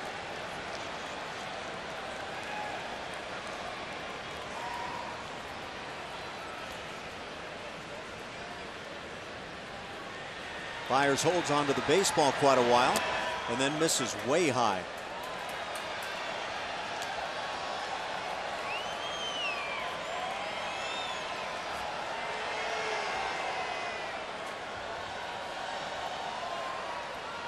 When you look at teams hitting the home run in the American League, the Astros start the night atop the heap. They have 13. Seattle's right behind. That Seattle club has been swinging the long ball bats, led by Robinson Cano.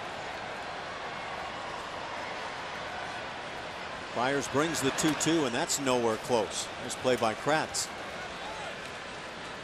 The other team in double digits with the long ball probably expected Baltimore.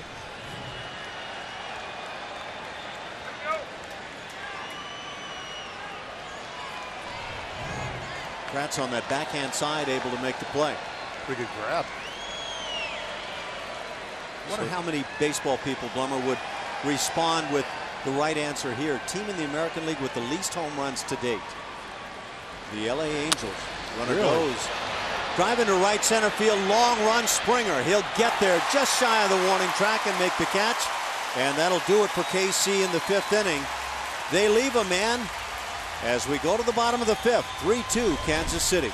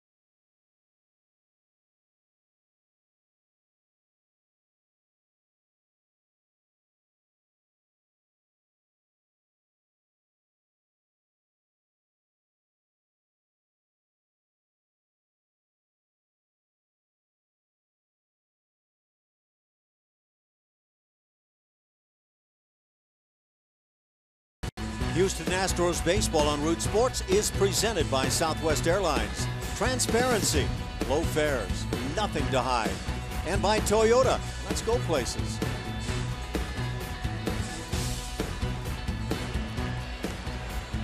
(3-2) Royals on top. All the scoring in the 1st inning. RBIs for the Astros from Colby Rasmus and Tyler White. Here in the 5th, it'll be 9-hitter Erik Kratz trying to get something going, followed by Jose Altuve and George Springer.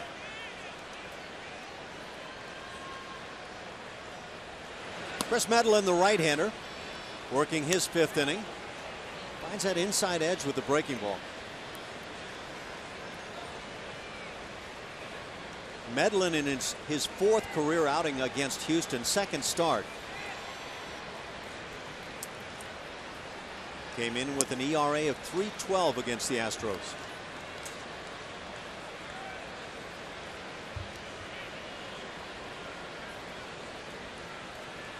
And Brownie mentioned it, 40-22 lifetime for Medlin, so he's had success.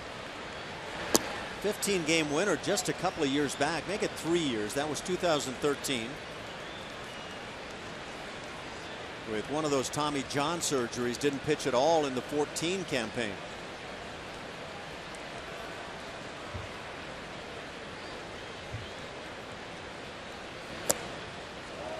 Kratz has a 2-2. Games in the National League. The Mets are hosting Miami. They're in the 8th inning, tied at 1. The Giants are also tied at Colorado, 1-1 in the 4th. Arizona down the Dodgers 4-2. Half swing, Kratz goes through, and so he's down on strikes. 2nd time tonight. 6 strikeouts for Chris Medlin.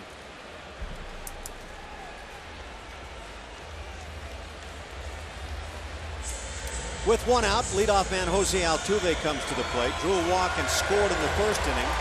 Then caught looking in the 2nd inning.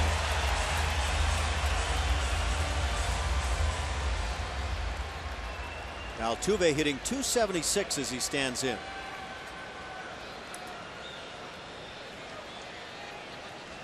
It's a little in that take mode today. We saw that coming out of spring training. Yeah, but And early on it seemed like he was hacking a little bit, being the original Altuve we've become accustomed to. But today, for whatever reason, I'm not sure what the scouting reports are saying, but he has been a little passive. The 2 games back here against the Brewers, he looked like that guy that was just up to the plate trying to draw a walk. And I know there's been talk about that doesn't make any sense with this guy. Yeah, the guy that's led the league in hits the last 2 years and hit .341 a couple of years ago. Yeah, that's all. That's all, as he won a batting title. He's got the most hits in the major leagues over the last 3 years. Did you guys already talk about what Sparky told us? Yeah, let's mention that. That has not come up, as the one hopper is hit to shortstop. Altuve thrown out. 2 outs in the inning. A chance to look back at yesterday, what Jose Altuve was doing. Raking early and often, like he does, leading off that ball game with a base hit, stealing a bag. It's a very potent top of a major league lineup for the Houston Astros for their 1-2-3. That AB right there was with the runner at third base. Picking up an RBI. This one was pretty interesting, running with Correa at the plate. But the man is a hit machine, and we talked to Sparky before the game, the radio analyst, and he said, correct me, make sure I'm saying this right, he has more multi-hit games in his career than he does OFER games. That's incredible to me. That is correct, and I've got the numbers here. Give me just a moment. Yeah, that's near impossible, right? I mean, it kind of baffles anybody who's ever played this game.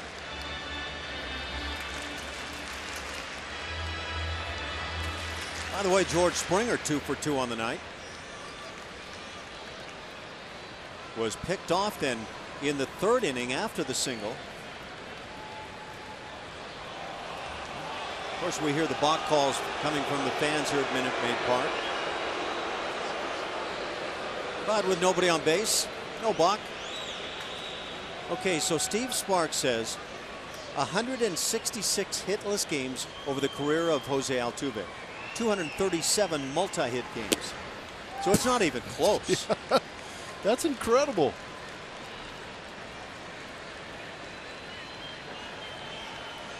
(3-0) the count on Springer. George now with the 2 hits tonight has the batting average up to .258.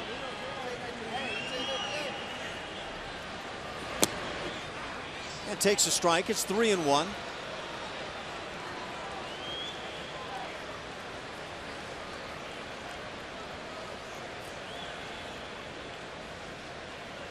The only long ball in last night's game, the one hit by Colby Rasmus in the 1st inning. Springer tries to add one here tonight, comes up empty.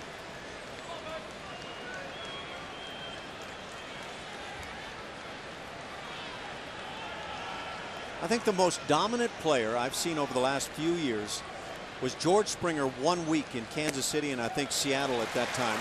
No, I'm with you. Springer draws the walk, reaches for the 3rd time tonight, and he's aboard for Carlos Correa. Our Ford spray chart. He's going to look at Carlos Correa. Line drive hits last season. We know he's a fantastic hitter. But I really think that the league tried to challenge him on that inside part of the plate, and he just did a great job of turning on it, hitting rockets all over the place. And I think he was also at the top of the league with exit velocity off that bat. He was squaring the ball up early and often. Last year, driving the ball all over the ballpark. George Springer on base last year, stole 16 bags in 20 tries. So he had a very fine rate in stealing. But with Carlos Correa at the plate, do you play it to try to get in scoring position, let him tie the game, or let him get his hacks? That is the question. Because he can definitely drive you in from first base.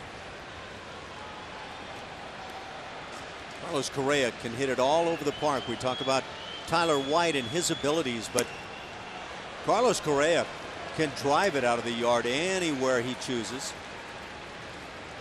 And that's maybe not the right way to say it, because it's not like he's making up his mind. He just reacts to the baseball as well as you can. Yes.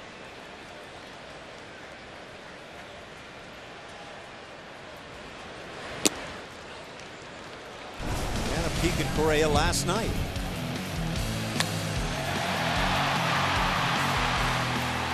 One of those line drives going the other way.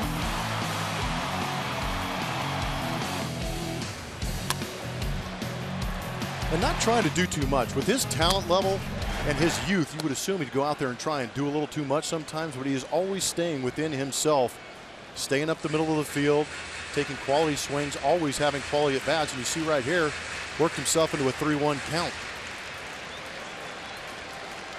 You know, I think about a guy like Correa and his abilities. There are times when I don't mind him trying to max it out, even if it's to right field, for example. But he does have those instincts you talk about where just seems to know how to play the game right as he takes ball 4. A couple of walks in the inning, runners at first and second for the dangerous Colby Rasmus. And I think Ned Yost wants to make sure the Royals have things all straight. Dave Island is the pitching coach. He's out to the mound. And I think for the Royals, they have to be thinking right now, Colby Rasmus is the guy who seems to be swinging that let it fly big time bat for the moment. Luke Hochevar loosening in the pen for KC in left center. These next two guys in the Astros lineup have done some serious damage. Talked about Colby in the pregame. Last 17, 18 games, putting up pretty impressive numbers. 10 home runs in those 17 games prior to this. But he has done a good job of when Correa hasn't been able to come through or has been walked, of picking up the Astros with a big hit. Colby Rasmus became such a fan favorite late last season, especially in the postseason, and for good reason. And he's picked it up that way as he's begun his 2016 season.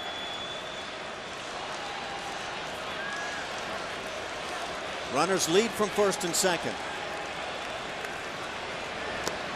And that breaking ball that they try to start him with misses away. Colby has 7 lifetime home runs against the Royals. In 34 games, driving in 20.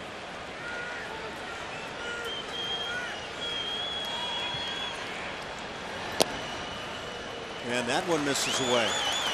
Rasmus was 2 for 4 in last night's game. The home run that we mentioned, a couple of RBIs.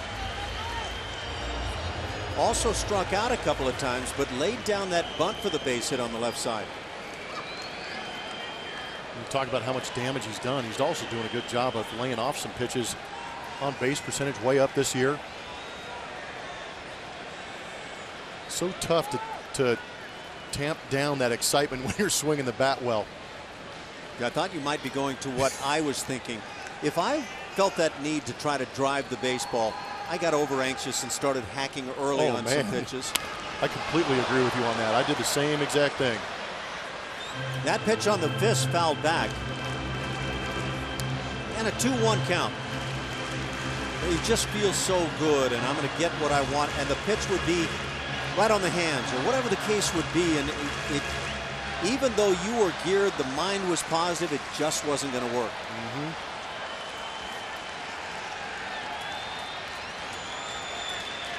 Just the 5th inning, but a big moment in the game. Right-hander Chris Medlin facing Colby Rasmus. They come in again and miss. It's 3-1.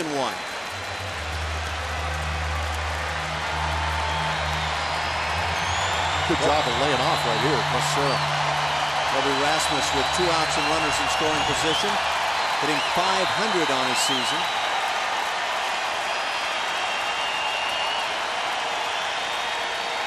Maybe A.J. Hinch watching intently, and that one finds the plate. It's 3-2. Maybe a cut job. A little bit of a slider. He's been going all day long. Yeah, good tilt to it. He's had good command of it also. But in a 3-1 count, the last thing you want to do is lay something flat out over the plate for Colby to ram. So with 2 outs, 3-2 count. Runners will be on the move.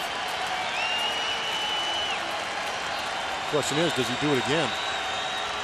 There they go. And he got him on that same pitch, so Blummer was right on the money. But that'll do it for Houston. A couple of strikeouts in the inning and a couple of walks as the Astros leave a pair. 3-2 Royals.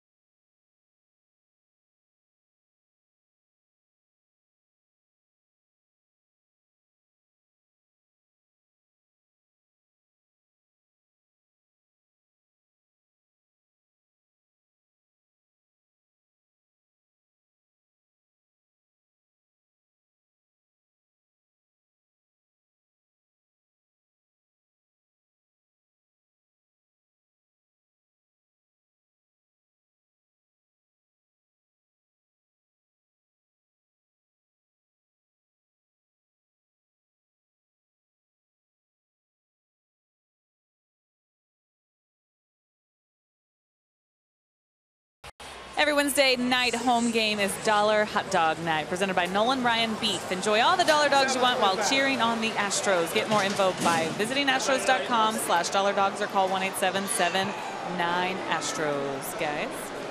Thank you, Julia. Yeah, that looks pretty good right about now. 3-2 Kansas City leading it. We go to the 6th inning. 4-5-6 coming up for the Royals. Eric Hosmer leads it off. Hits one on the ground right on by Mike Fiers into center field. And a leadoff single. All even in hits at 6. Will Harris loosening in the pen for Houston.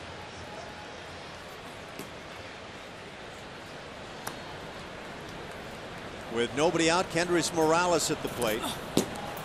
He is struck out and grounded out. Good double play candidate right here. Good breaking ball down, get Kendrys to roll it over. Brent Strom, the pitching coach, comes to the hill. And they'll talk things over and maybe provide a little extra time for Will Harris. But it's one of those scenarios where it could be the last hitter that Mike Fiers is facing this evening. Yeah, and I don't think they anticipated Hosmer being as aggressive, swinging at that first pitch, getting a knock up the middle.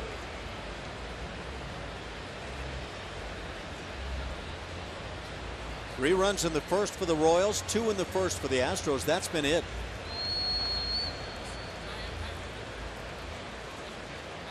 Pretty methodical shutdown by both pitchers after that first inning.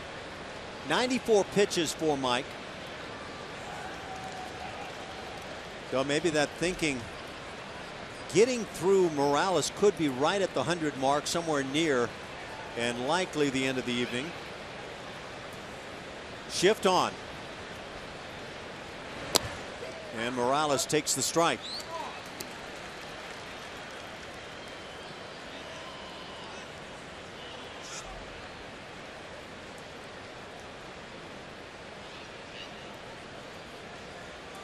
Morales had some big years as he came to the big leagues. Came up with the Angels initially in 2006. Rounds one to White, steps on the bag, and now has the runner in the rundown. White chasing from the backside, applies the tag, and the Astros get that double play. 3-6-3, and Tyler White continues to play strong defense. Instinctual too. He's done a good job of attacking the baseball, getting the out where he can. Gets the throw, which I like, early to Correa, which is in front of the base runner, allow him to run him back, and doesn't throw too many throws in that rundown. That's one thing you really work on in spring training. He does get him, but the umpire did call him out for going out of the baseline. It's one of the things that teams work on, but one of the things that can boggle the minds of managers, how many times that 4, 5, 6 or more throws are needed. Isn't that the truth? And as a player, you're running around with that ball in your hand and you're like, I know I'm going to get yelled at. It's that closing on the backside. Yeah. Running hard on the front side and then well, it actually is running hard on the backside and then closing on the front. Correct. And if you do it right, 1, 2 throws max. Yes. So 2 outs. Fiers now in a position to try to get through this 6th inning, but trailing it. Alex Gordon at the plate. I remember watching Michael Bourn just blow up rundowns because he was so quick. See Carlos Gomez in Milwaukee the other day.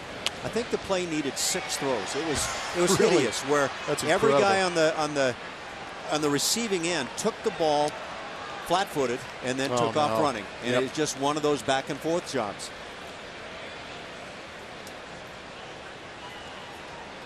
Oh, 0-1 the count on Gordon. Struck out and singled, stole a base. And again, that shift employed.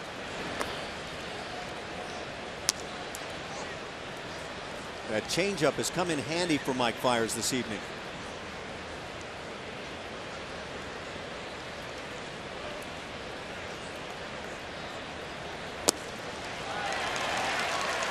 I don't know, you're the guy that's played around the infield. Tyler White giving you enough to feel comfortable with him at the bag all the time now? I'm getting more comfortable. I mean, it's early in the season. I still want to see more. But, again, we've always talked about how the repetition and those game reps will lead to you being a better infielder. And I think Tyler White, having experience at third base, allows him to go over to first base and start making some pretty good plays like we see here. What do you see on this ball, fair or foul? Oh, it's completely fair. Good call. Ground ball on the left side, one man there. That's Valbuena to make the play. The stretch by White. And just 3 hitters come to the plate despite the base hit. Royals still on top.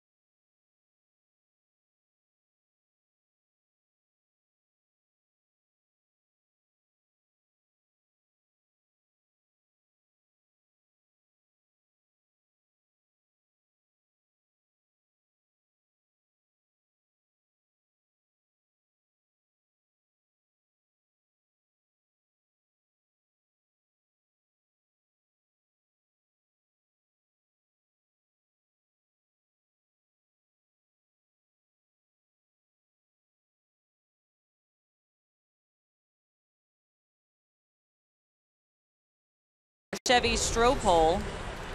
Tonight we asked you, what did we ask you? What was the most impressive part of the home opener? There it is. What do we got? Astros offense last night. They did come up big, 8 runs. Colin McHugh came in second with 7 shutout innings, pregame festivities. Nobody liked the pregame festivities.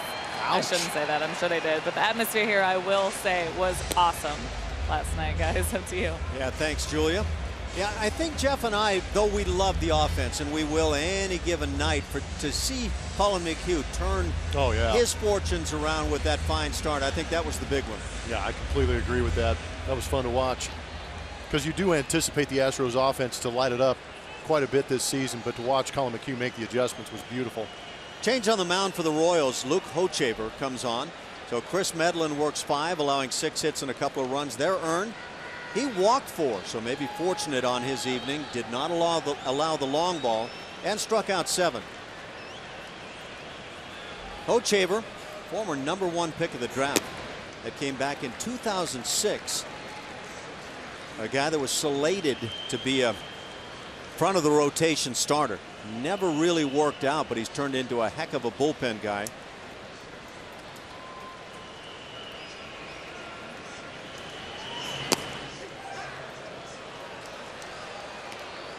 Is there that much movement on the pitches, or is Salvador Perez just catching some of these pitches kind of funky to make them look like balls, but they're getting the calls? Yeah, I need to. It's kind of, I mean, that one really caught me off guard. I didn't think there was that much movement on it, but the way Salvador caught it kind of questioned the location for me. Perez early in the game with Medlin was setting up away on a lot of right-hand hitters and catching it back to his left.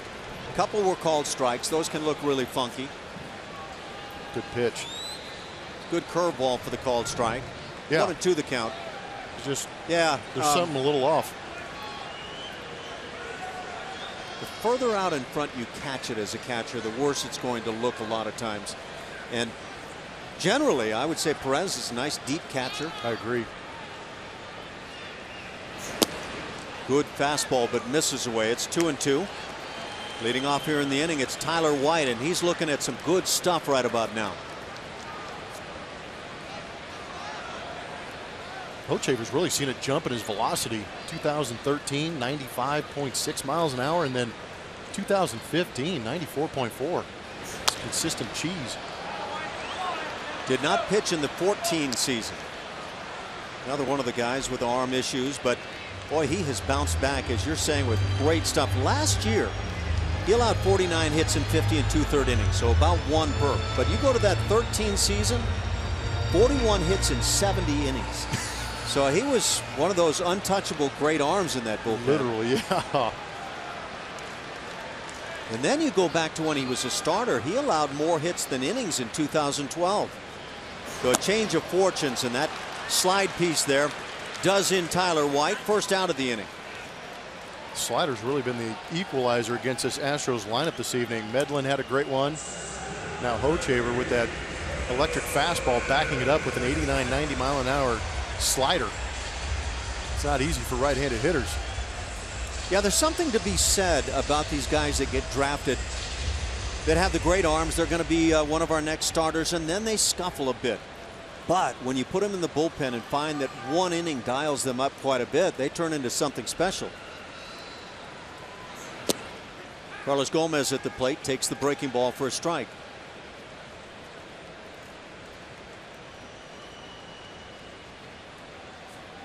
For the Astros, 2 hits for Springer tonight. He's 2 for 2 with a walk.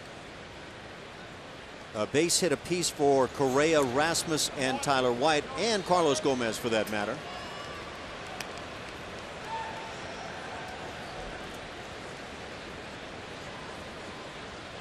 Ball and a strike. Straight up infield, playing in on that left side is Moustakas.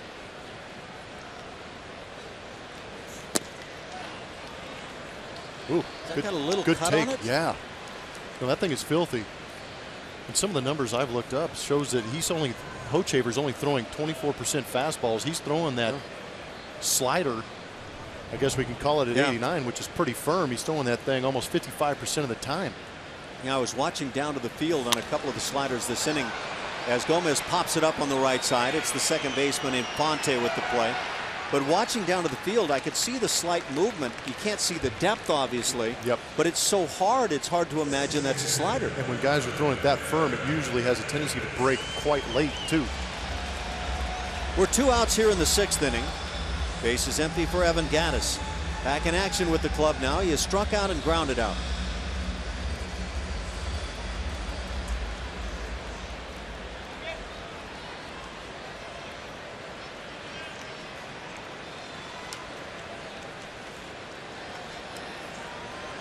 Gattis just wanted to make sure that A.J. Hinch knew he was ready. Twitter's the way you do it these days. He just simply said, ready. Expect nothing less out of Evan. Short and sweet. Well, he's not going to waste a lot of words about it. No, he's got one thing on his mind, hit. And I think A.J. could figure it out. Activated from the 15-day DL prior to tonight's game. And Brownie talked about that sports hernia surgery that he had. It was back in February the 9th.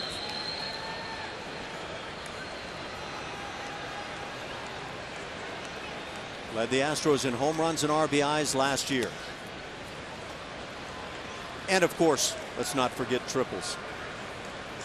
Record-setting pace with those triples last year.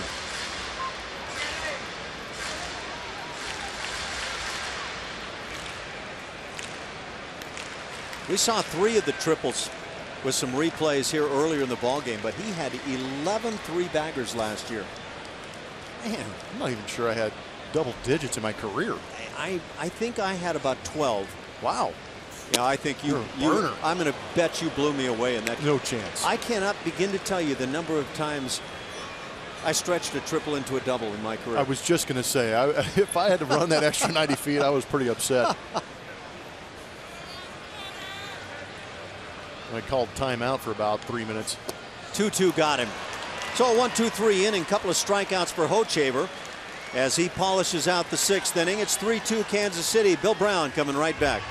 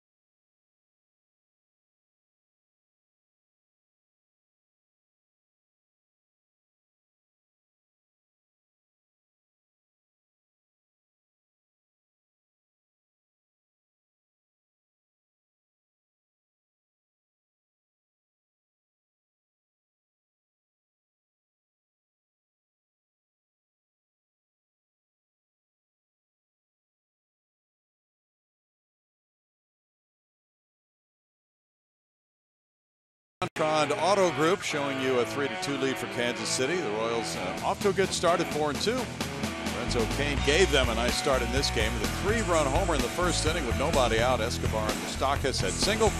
The Astros at 3-4 responded with a 2-run first. Rasmus had the RBI double. Mike Fiers now leaving this ball game after 6 innings, allowing 3 hits and 3 runs. And got things together, Jeff Blum, after those first 3 hits from the first 3 Kansas City batters. Yeah, it really calmed down a little bit. Still didn't have the great control, but was able to work around those, scattering a couple hits here and there, and kept these Astros in the ball game. And now it's up to the bullpens. Will Harris in there. Good numbers against Kansas City. Had great numbers all the way around last year for me. It was nice additions to the back end of that bullpen. Well, a lot of people would be with you in that, and he especially neutralized left-handed batters. And in fact, a 129 average against Will Harris last year. Did a nice job against right-handed hitters as well. Salvador Perez gets it going in the 7th inning. He is 0 for 2. 3-6-0 for Kansas City, 2-6-0 for Houston. Kelvin Herrera warming up for Kansas City as this one goes out of play. Strike 1. Well, Fiers did very well considering he was behind 3-0 with nobody out in the game and wound up going 6 innings. Not too bad. Gives the Astros a chance to come from behind, which is very difficult to do against this Kansas City bullpen. Infante and Orlando to follow Perez. Correa to his right, backhanding. Makes the throw to White. 1 out. Our delivery of the game is brought to you by Jimmy John's, and we were just talking about this man right here, Mike Fiers, pitching well here in Minute Maid Park again. Gave up that 3-run bomb early, but settled down. Did a good job of mixing fastball, changeup, curveball. Got a little help from the defense. Got a big double play on the 3-6-3 with Tyler White. But that's very nice, not only for A.J. Hinch to see, but it's great for that bullpen to watch Mike Fiers go out there and get into that 6th inning, push that bullpen back a little bit, try not to exhaust them too early in the season. Strike 1 to Omar Infante. He doubled to left center in the 2nd inning, grounded out in the 4th. The Astros bullpen was a real mainstay for this club last year. Will Harris a big part of that, as you said. And he was a waiver claim. Correa's tested on this one to his right, throwing, and there's a nice play by Tyler White to the backhand side, scooping it for out number 2. Pretty good play all the way around. This is a tough play for a shortstop, going towards that left field foul line, throwing back across the body, trying to get enough on it to make it all the way to first base. But Tyler White picking up the Rookie of the Year with a nice swipe and a pick. Good play all the way around. And you saw how close it was at first, so Correa simply had to get rid of that ball in order to get his man at first. Then it was up to White to make the play on the other end. Orlando twice as grounded out. There's strike 1. It's got to be so reassuring, and you played a lot of shortstop, to be able to have that guy on the other end to make a play like that, to complete what is an excellent effort. Changes everything. And that was, I got traded over here in 2002, and talking to Jeff Bagwell, he said, Blummer, you throw the ball high, that's on you. You throw the ball in the dirt, that's on me. So I knew in order for me to be safe, I just had to get the ball down in the vicinity where Bagwell could go out there and snag that thing, and he did quite a bit. He was very good at picking balls out of the dirt.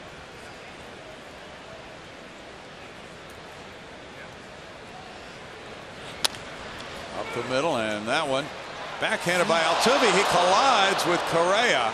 They better get up. Oh boy.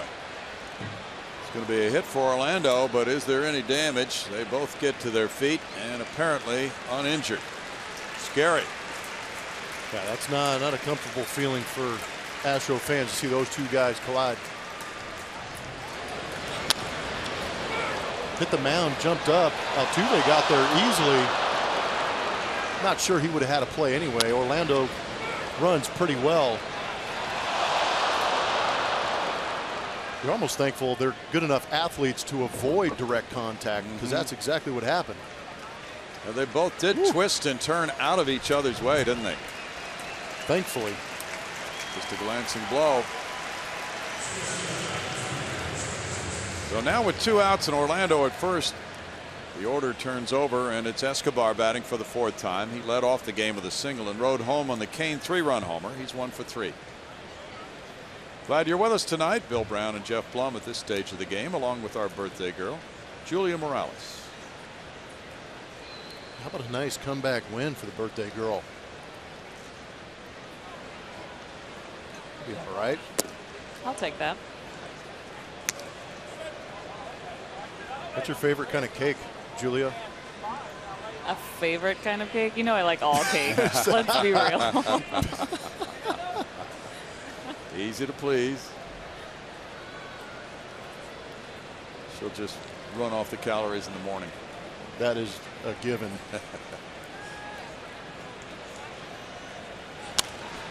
In the air, and that's flared toward the right field line. Easy for George Springer. No runs, a hit, and a man left at 7th inning stretch time. 3-2 Royals.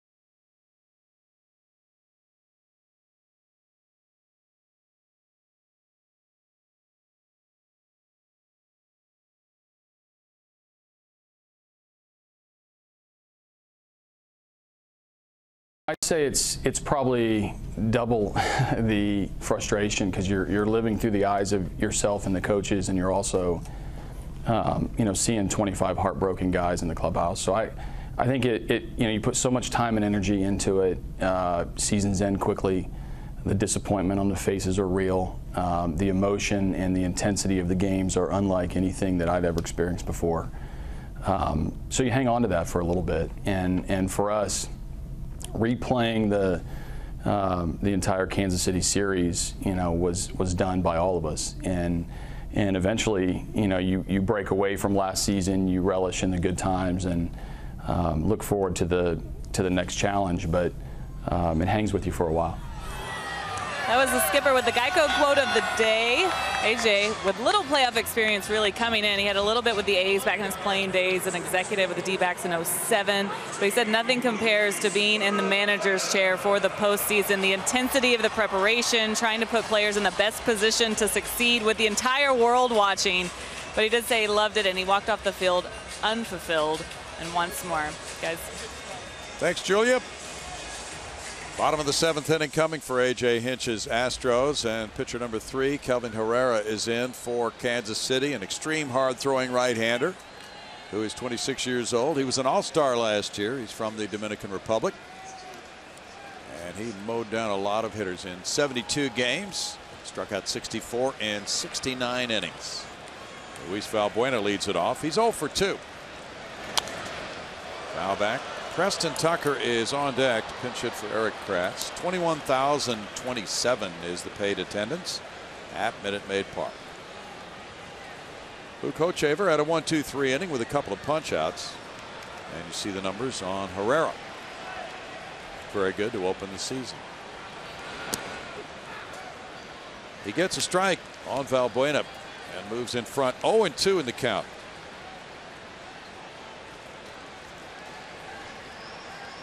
Herrera, a big part of this hard throwing bullpen, which has been a lockdown bullpen for Kansas City.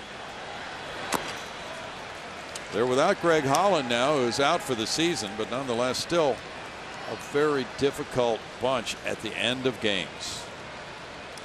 Yeah, really no relaxation. Even with Holland out of there, they still got some flamethrowers and guys who know how to get people out. Wade Davis is their closer. He is dynamic. 2-2. Herrera pitched a scoreless 7th inning on Friday against the Twins.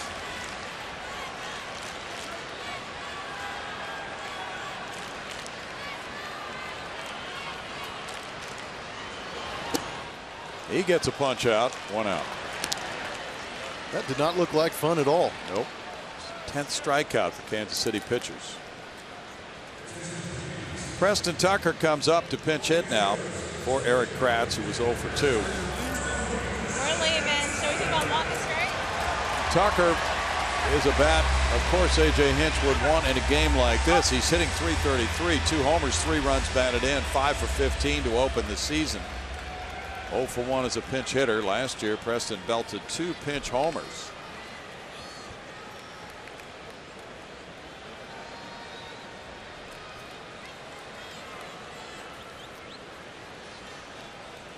Last night, Preston was 0 for 2 with a couple of walks. That snapped his 5-game hitting streak to open the season. There's ball 1.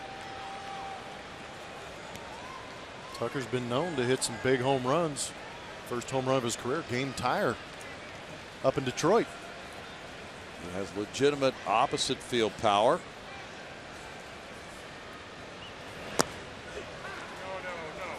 Huh. Oh, he's right. 1-1. Get a chance to take another look at that fastball away. Well, there you go. Okay. One of those seams caught the plate.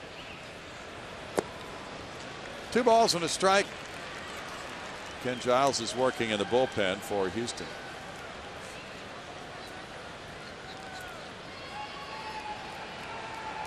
Omar Infante is on the grass, well behind the dirt portion. A very deep second base. There's room in right center field with Kane shaded to left center. Ooh. 2-2. Good pass by Tucker on that fastball. Herrera was signed as a free agent by Kansas City in '06. He's had 5 major league seasons. Pitched really well in the postseason last year, an ERA of 0 in the ALCS and 0 in the World Series. He won a game in the division series. Now it's a full count. Pretty filthy changeup at 89 miles an hour with that movement from Herrera.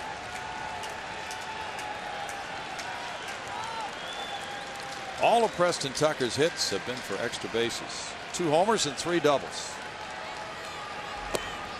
Fastball, strikeout. 2 down. MLB.com at bat lets you stay up to the moment on Astros baseball with game day, live game highlights, StatCast, news, and more. Download MLB.com at bat, the #1 app for live baseball on your phone and tablet. It's 11 punch-outs tonight for Royals pitchers. Jose Altuve is 0 for 2 with a walk and a run scored.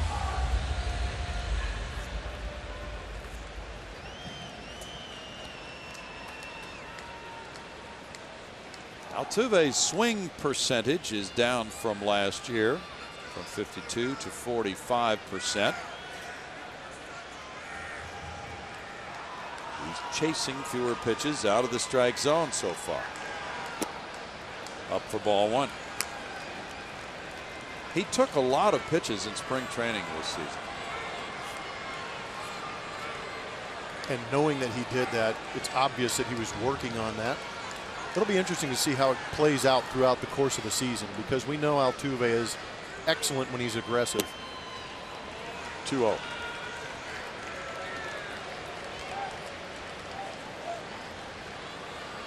And back-to-back breaking balls from a guy like Herrera that throws 97 miles an hour might make you wonder if he's thinking along the same lines, that if Altuve is aggressive on my fastball early, he has a better chance of getting that knock.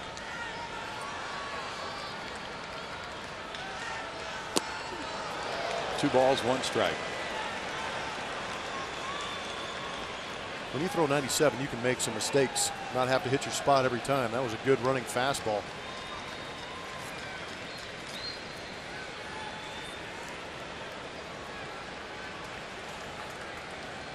Moustakas stays even with the bag at third. You look in from the right field corner. Now 3 balls, 1 strike.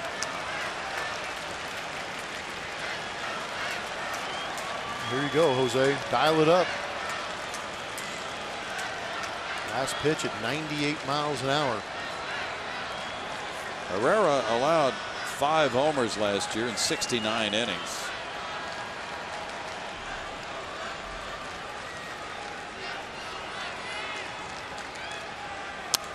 Altuve had a pitch to swing at, fouling it, and it's a full count. Pretty healthy cut right here from Jose. He did go for it. He put a lot into that swing. Watch how much of that weight is on that backside, trying to finish that swing. Ended up on skates. George Springer's on deck.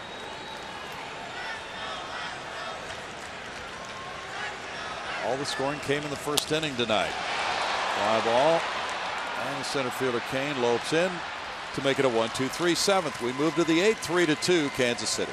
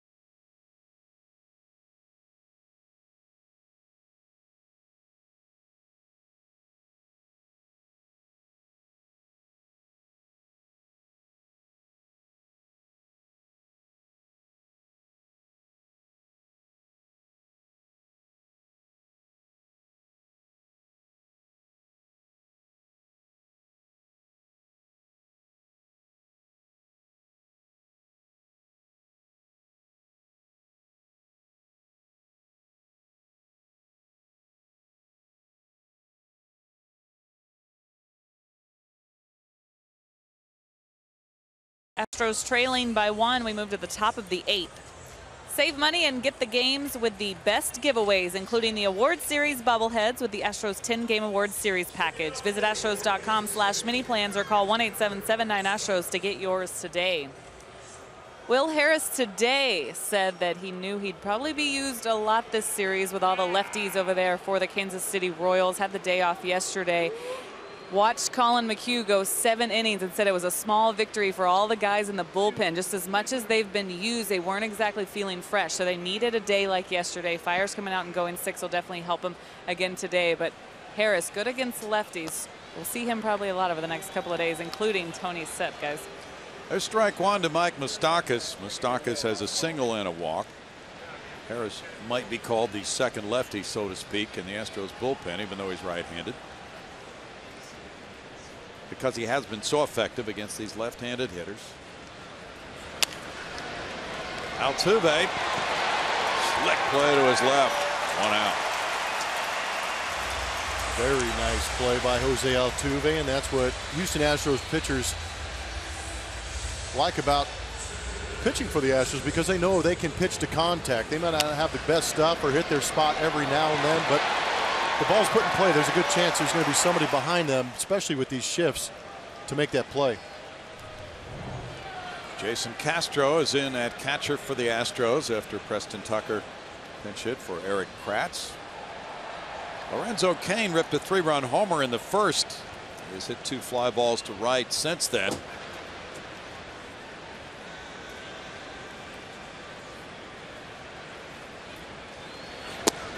This is one of those very unusual nights in which all the runs have scored in the first inning, and we're now in the 8th.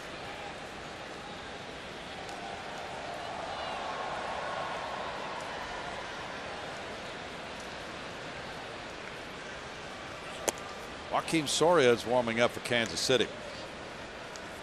1 ball, 1 strike. In Detroit's win today, 8-2 at home over Pittsburgh. Justin Upton had a 4-for-5 day. The tape measure homer. He could be in for a really big year. Hitting in front of Miguel Cabrera. Just another potent, powerful bat in that Detroit lineup. Anibal Sanchez, the winning pitcher in that game. So the Astros should be facing him over the weekend in that series here.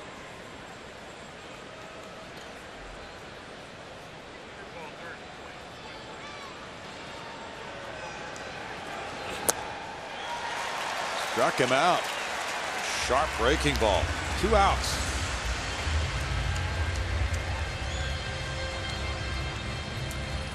Will Harris worked 71 innings last year. That was 4th in the American League by a reliever in 68 games. Trying for a 2-inning stretch in this game tonight. Ken Giles was warming up earlier but had sat down. Harris pitched an inning and a third his first outing, and then 1 inning in the second and third. Hosmer the batter. He tops it foul. There's strike 1. Hosmer's 1 for 3. Well, you talked about the load on the bullpen, and Julia did too.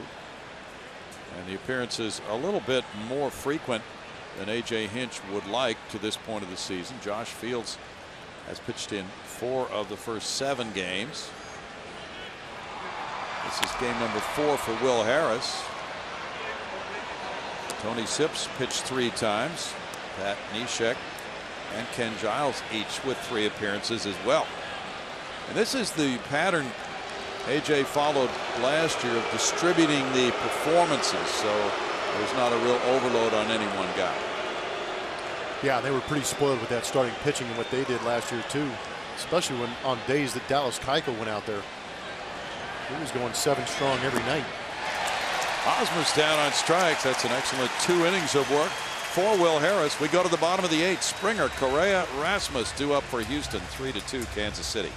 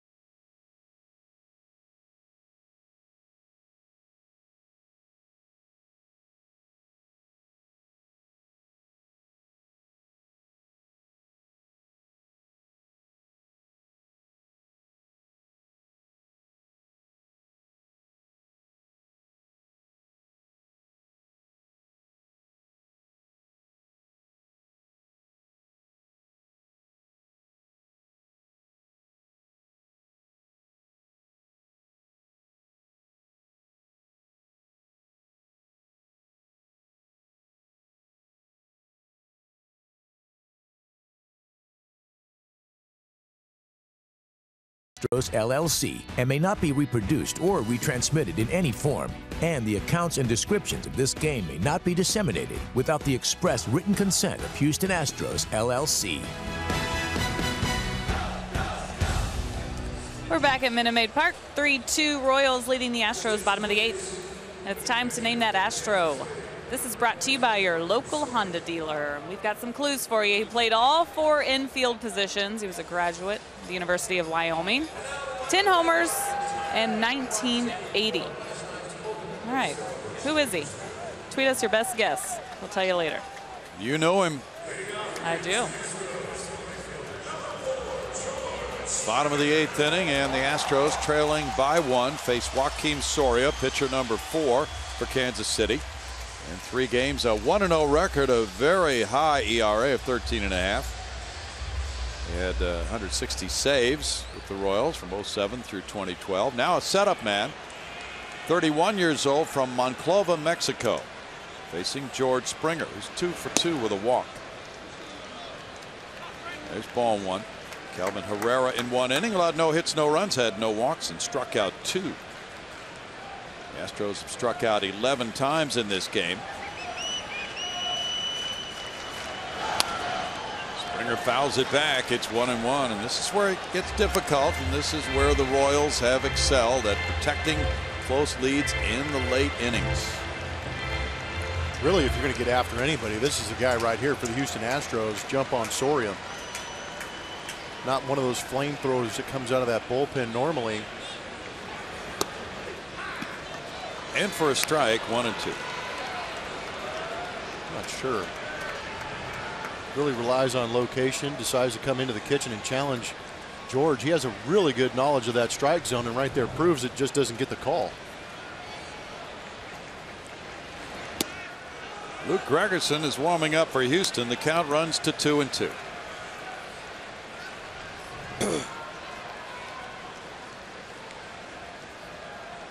Breaking pitch stayed up right at the top of the zone. Soria in his first game gave up 3 hits and 3 runs in 2/3 of an inning opening day. Foul back. But he got that win Friday night against the Minnesota Twins, a game the Royals won 4-3. Soria, even though he got the win, gave up a run in that one.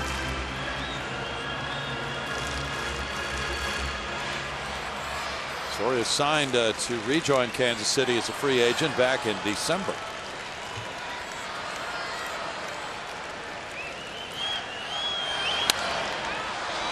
That'll hang for the right fielder. Orlando coming over. 1 down. The Astros handed Soria a blown save at Detroit last year on the pinch hit homer by Preston Tucker. And that was a good pitch to hit with 2 strikes right there. Along that middle third, front side flew open a little bit, creates that little bit of a loop with the barrel. Carlos Correa is 1 for 2 with a walk.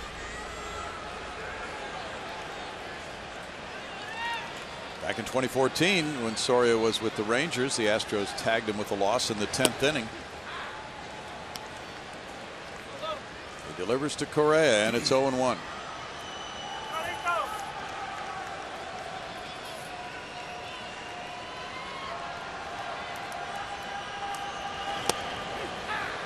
In for a strike, no balls, 2 strikes. Colby Rasmus is on deck. Royals bullpen in the early going has an ERA of 3.00, 2 wins, no losses, 2 saves in 3 opportunities. That's a punch out for out number 2.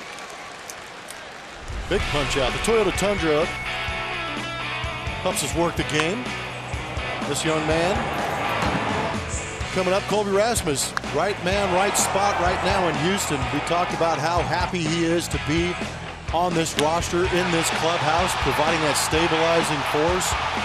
Might be a little rejuvenated with the youth in that clubhouse, understanding how hard it is and how much fun it is to play in this arena.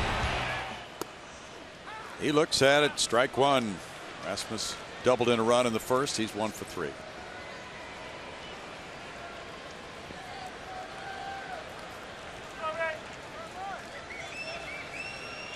The Royals have Morales, Gordon, and Perez due up in the 9th. Up the middle, and that will make it through into center field for a 2-out single, and Rasmus is 2 for 4. Swinging a very good stick right now. Very good eye, gets pitches in the zone, doing a great job of barreling it up. So quiet at the plate too. Colby's not one of those guys that you stand next to him and go, oh my gosh, this is a massive human being. He's a lanky frame to him. Just has a high quality swing right now. He does generate bat speed. Tyler White drove in a first inning run with a single. He struck out a couple of times since then. 1 for 3 tonight.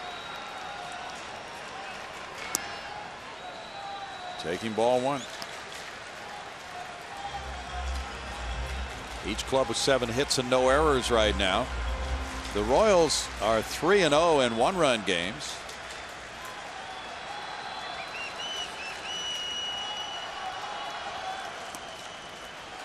It's 2-0.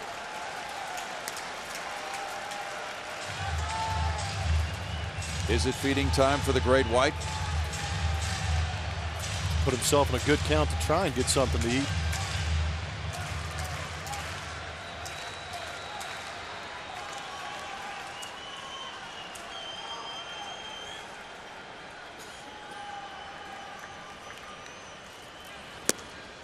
Now 3 balls, no strikes. Carlos Gomez is on deck here in the bottom of the 8th inning.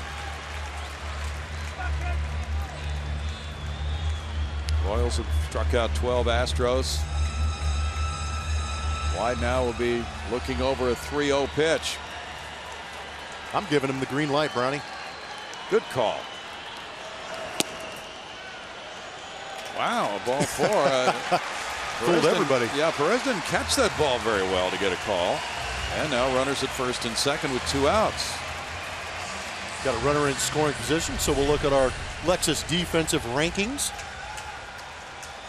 Got Pablo Orlando out there in left field. I remember watching him run around in Kauffman Stadium last year. Does a good job. Very athletic guy. Gets to the ball quickly. Shown a good arm. Alex Gordon is a Gold Glover. And Lorenzo Cain gets the ball pretty good too. I would challenge Lorenzo just because of the accuracy issue. Not high velocity throwers, but they do a good job of getting to the baseball. Here's the challenge for Carlos Gomez, who's 1 for 2 with a walk tonight. Pick up his first RBI of the season with his club down to its final 4 outs, trailing by 1. Strike 1 on the fastball from Soria.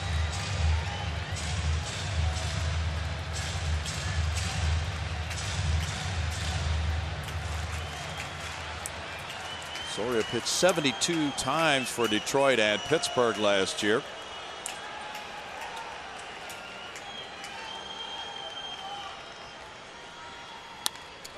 Gomez rolls it slowly out to second, and Fonte with the throw, and that ends the 8th inning. No runs, a hit, 2 men stranded. We move to the 9th, 3-2 Kansas City.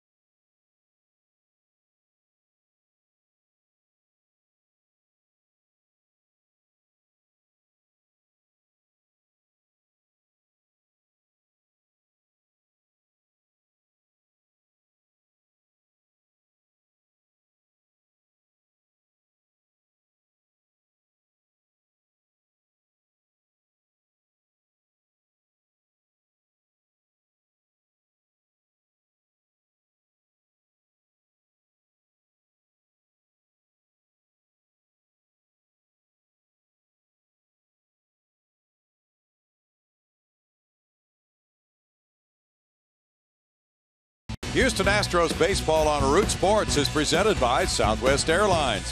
Transparency, low fares, nothing to hide. And by Lexus, the new 2016 Lexus ES and ES Hybrid. It's next level luxury. It's a one-run ball game here, 3-2 Royals. We go to the 9th inning. The Astros call on their closer, Luke Gregerson. Will Harris in 2 innings allowed 1 hit, no runs with no walks. Fanning 2. Mike Fiers went the first 6. The Royals had a 3-0 lead after 3 batters on a 3-run homer by Lorenzo Cain. Now Gregerson comes in. Morales, Gordon, and Perez due up in the 9th inning. He's 2 for 2 in saves in his 2 games with an ERA of 0. 3 for 3 in the postseason in saves last year. Morales takes, and there is strike 1. He's 0 for 3. The Astros will have Gaddis, Valbuena, and Castro due up. The 7, 8, 9 hitters in the bottom of the 9th. Altuve comes in for the slow roller on over to White. 1 out for Gregerson.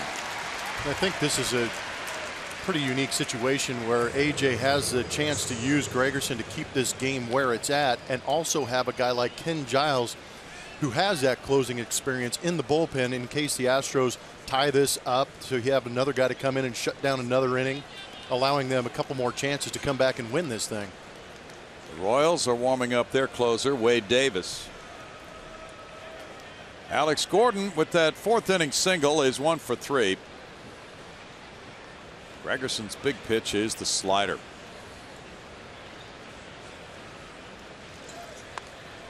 Bunted foul with the shift on. Gordon didn't get it down, and there's strike 1. And Luke throws it different ways with different amounts of break on that pitch. He was saying tonight before the game, sometimes he won't really decide until he's halfway into his motion which pitch he's going to throw. That's interesting.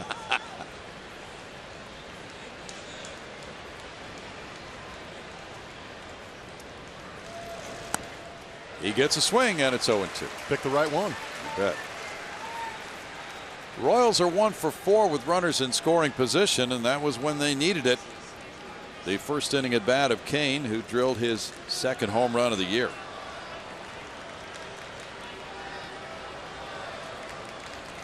Each club with 7 hits and no errors tonight. Off the plate, and it's 1-2. Gregerson, a very experienced hand, especially in setup roles, but he did extremely well as the closer last year with 31 saves and 36 opportunities.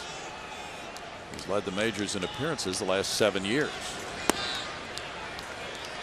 Gordon checks it, and it's 2-2.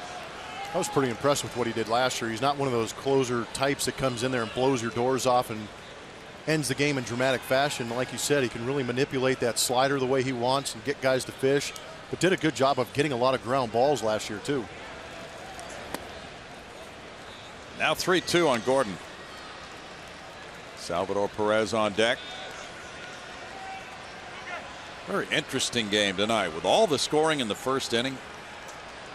That was shaping up to be a barn burner, and then just hit the brakes. Foul ball. After the first, we were looking at each other asking, what do we have here, a 15-11? Some more big offensive numbers. Not so much.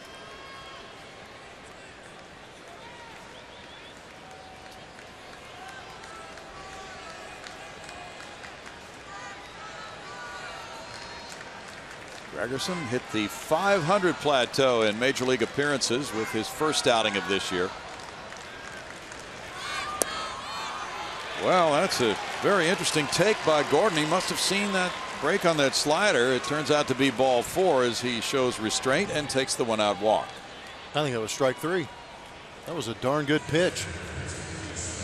Perfectly placed on that low and inside corner. Past the nape of the knee. Yeah. Gregerson was thinking strike 3. Showing much better composure than I would have. And that's what he does so well. He's really composed. Salvador Perez 0 for 3. Inside ball 1. Gregerson can be giving up some hits and be in all kinds of trouble, but he really maintains his composure extremely well. It's not easy to do considering the situations he's coming into ball games either.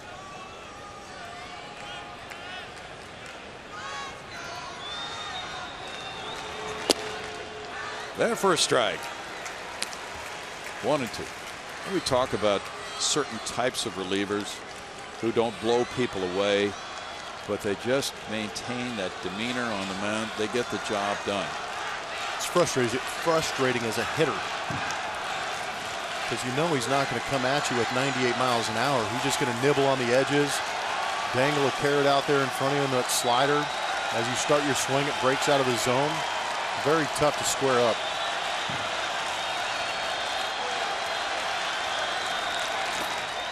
Well, there's a chase by Perez. And that's in a 1-1 count. That's not a 2-strike count where a guy's trying to protect. That's some nastiness on the outside corner, running far away from the right-handed hitter Perez.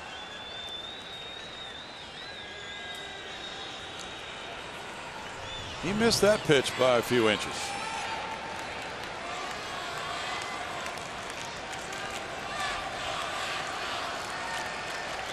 Omar Infante's on deck.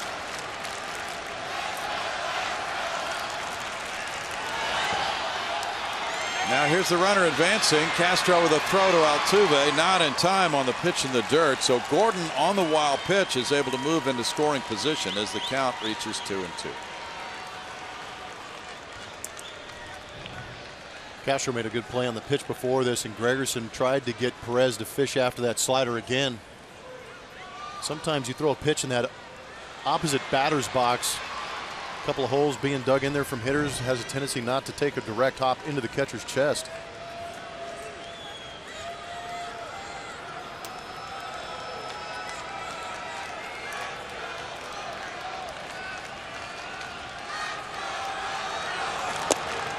In tight 3-2 now. Gregerson was just staring back at Gordon before he released that pitch. Altuve's close to the base.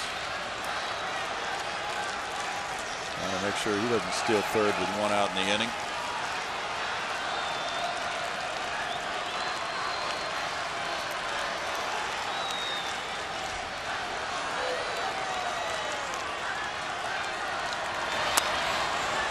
Popped up. Correa is there. 2 outs. Very big pitch. Now Infante comes up. Infante's 1 for 3. He doubled in the second inning.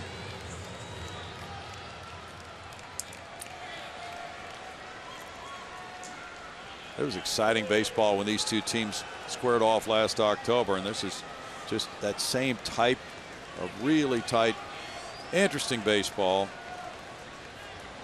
I just think it's a great matchup between two totally different teams and how they can compete against each other.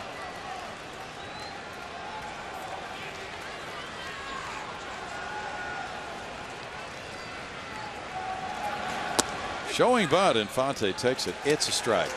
Both of these teams really run the bases hard. A very aggressive game when they get men on.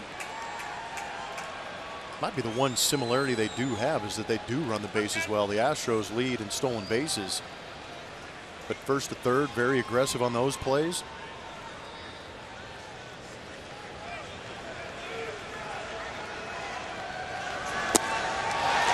Oh, 2 for Luke Gregerson.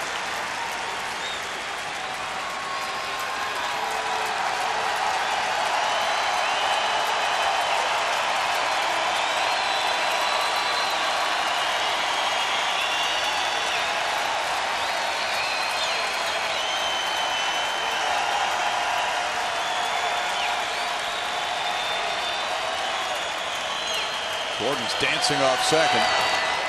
Swing and a miss, but the ball's in the dirt. Castro scrambling, throws to first, and that will do it in the top of the 9th. No runs, no hits, and a man left. We go to the last of the 9th inning. Gaddis, Valbuena, and Castro are due up 3-2 Royals.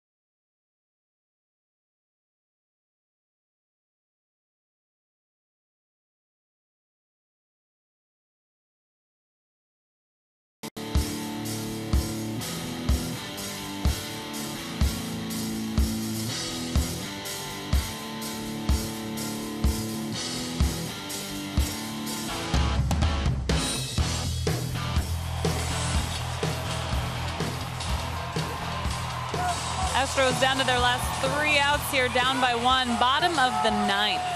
And the fans have spoken. This is Name That Astro, brought to you by your local Honda dealer. Played all 4 infield positions, graduated from the University of Wyoming, hit 10 homers and 80. Who is this Astro? Twitter says a lot of Art Powell. Are they right? Let's see the answer. There he is. Artie, our teammate.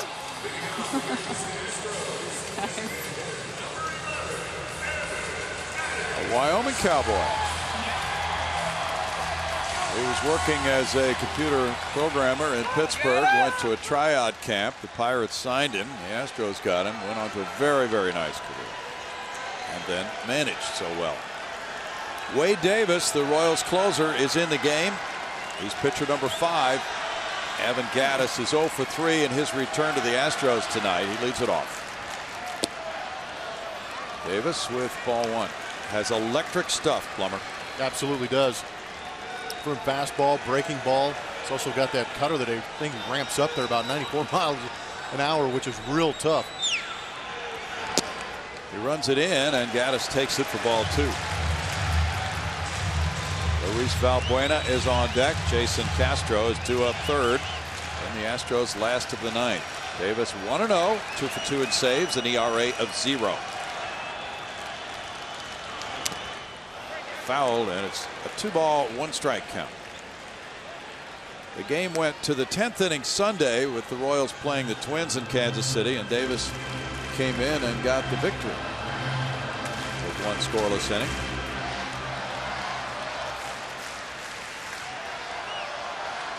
Since the start of last year, he's 19 for 20 in saves. In for a strike. Now 2-2 to Gattis. Last year, Wade Davis was named an All-Star for the first time in his career, and he led relievers in the majors in ERA. 33 hits and 67 in the 3rd innings. Gattis pulled the trigger late on that one. Man, dialed 911 and they answered. Woo. Davis's 0.94 ERA was the best in Royals history for a reliever. There's that hack. Emergency operator. And off the plate. 3-2 now as Evan Gattis works it full.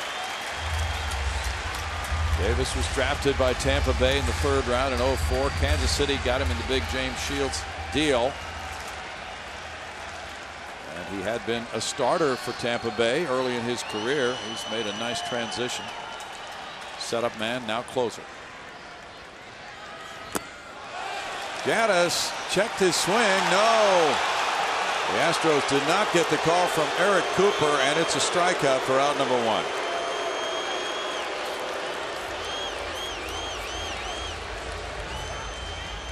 That's tough, but I do believe he went, and the replay shows it. Got a little aggressive on that fastball. Did a great job getting to that 3-2 count and knowing that you're going to get that fastball from Wade Davis. Maybe a little aggressive on the heater. Valbuena is 0 for 3 with 2 strikeouts tonight. It's 13 punch-outs for Royals pitching. He fouls it for strike 1. Castro's on deck.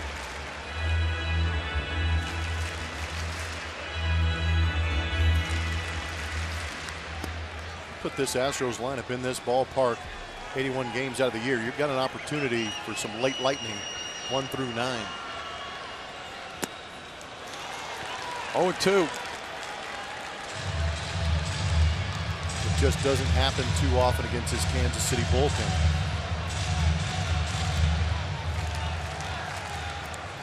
Davis allowed just 33 hits in 67 innings last year. 1-2.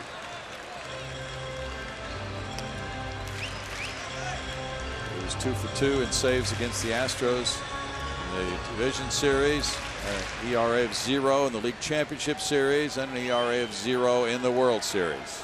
Spotless throughout the playoffs.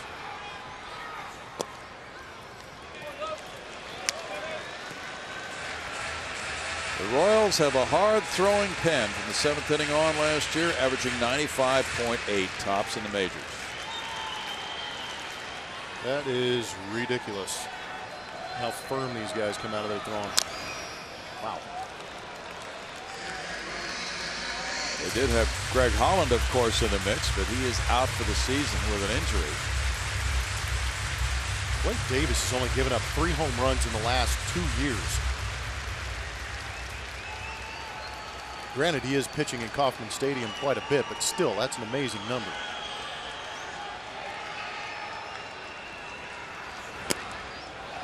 Valbuena now has worked the count full, just as Gaddis did. The promising thing is you've got the pitch count rising a little bit for the closer. Take him out of the situation tomorrow, possibly.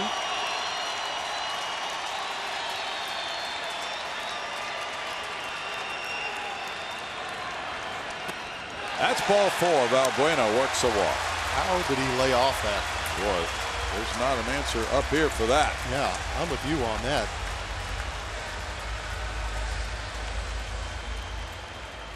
Now we get a pinch runner at first base, Jake Marisnick. Outstanding discipline from Luis Valbuena. Marisnick is the runner. Castro's the batter. Castro came in after Kratz left for a pinch hitter, Tucker, in the 7th inning. And Castro is 2 for 5 against Davis in his career. Jason is 2 for 20, a 100 batting average, no homers, 1 RBI. Question being, would you risk a second out with an attempted steal here by Marisnick? Definitely got to pick the right pitch to run on. Salvador Perez can throw well, but Marisnick also has the speed to put himself in scoring position with that tying run.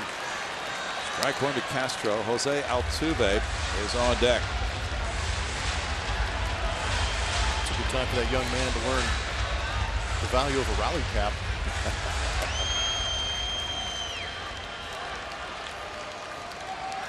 Marisnick is an excellent base stealer. He has not attempted one this season.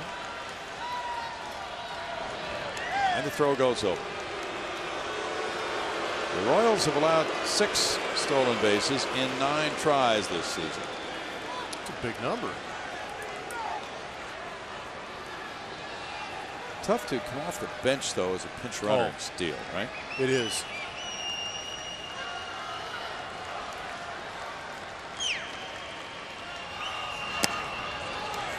Perez came up and took a look, but Marisnick, even though he took a quick step, was going back to first. It's 1-1. We often talk about rhythm and timing. It's much the same at first base, too. They're not coming out of that dugout ice cold as pinch runners, but still trying to get the mind to talk to the feet, have your eyes react, pick up the tendencies of the pitcher. Can be tough coming off the bench sometimes. 1-2. Last year, Marisnick had 24 steals in 33 tries, but now the count's 1-2. Castro had a game-winning homer here against the Dodgers last year. So you're saying there's a chance. Always a chance. Until that 27th out.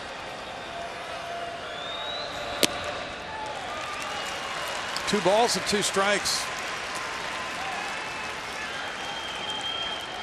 Although when you look at these daunting numbers compiled by Wade Davis, the idea of bunching 3 hits in 1 inning against him is not one that many managers would think about prominently.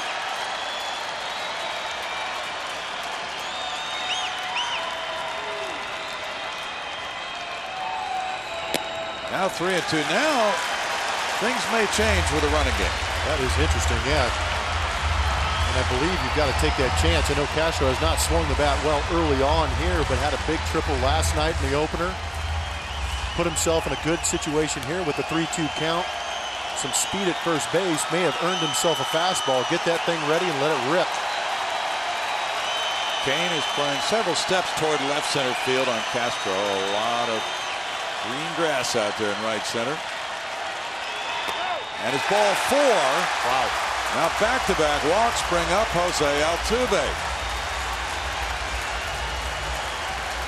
Well, Castro went from 1-2 and drew the walk, and now Altuve is 0 for 3 with a walk. This is not where Ned Yost wanted to be in this game. Yes, you have a great bullpen, but the Astros have developed a pretty strong lineup, and the bottom part of this Astros lineup has done a great job of creating base runners to turn this lineup over and put it in the hands of guys they truly rely on. Altuve 0 for 7 in his career against Davis. Good time to break that up. George Springer's on deck. Moustakas even with the bag at third.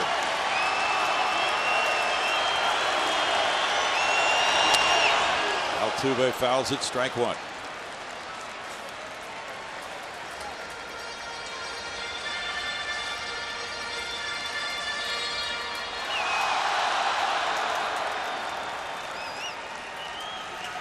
Last year, the Astros had 15 wins in their final at bat.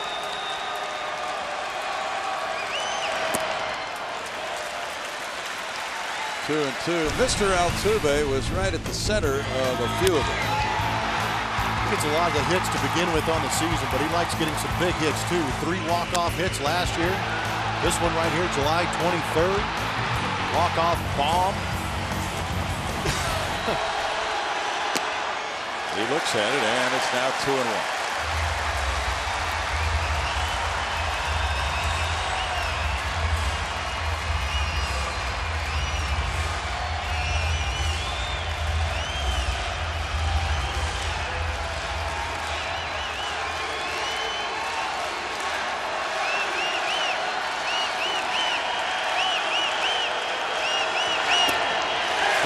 In the strike.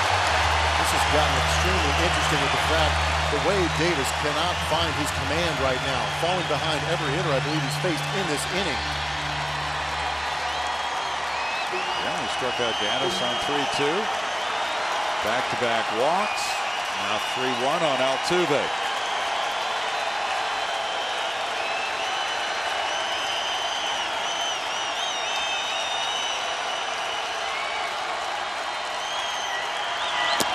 Altuve started the bat, and he is swinging, and it's 3-2. Didn't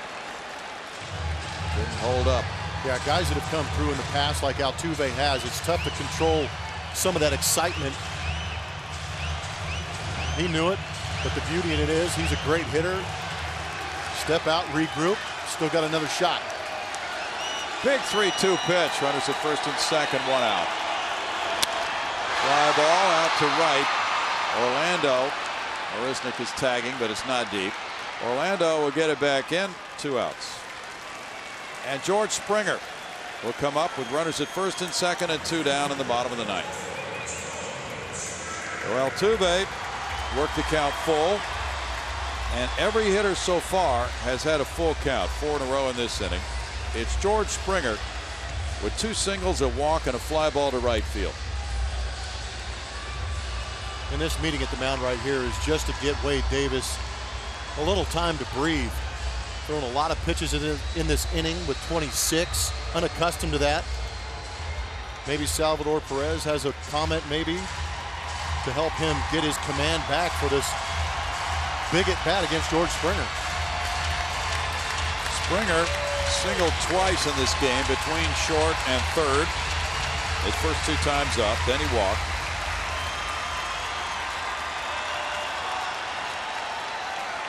And now the game on the line. The Astros down to their final out with 2 men on in the home 9th. It's strike 1 to Springer.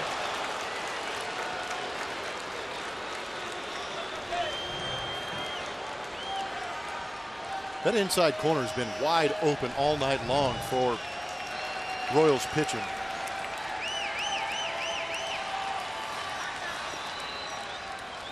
Carlos Correa is on deck.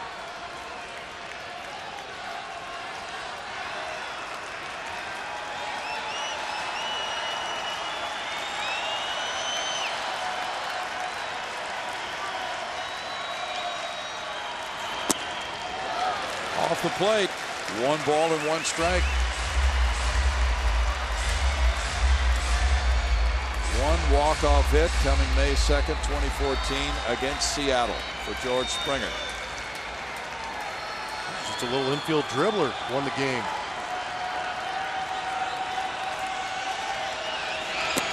Breaking pitch stays up, and it's 2-1. Let's see that walk-off hit.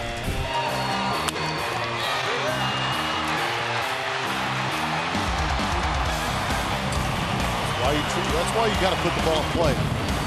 Good things happen. Time for George to make something happen right here.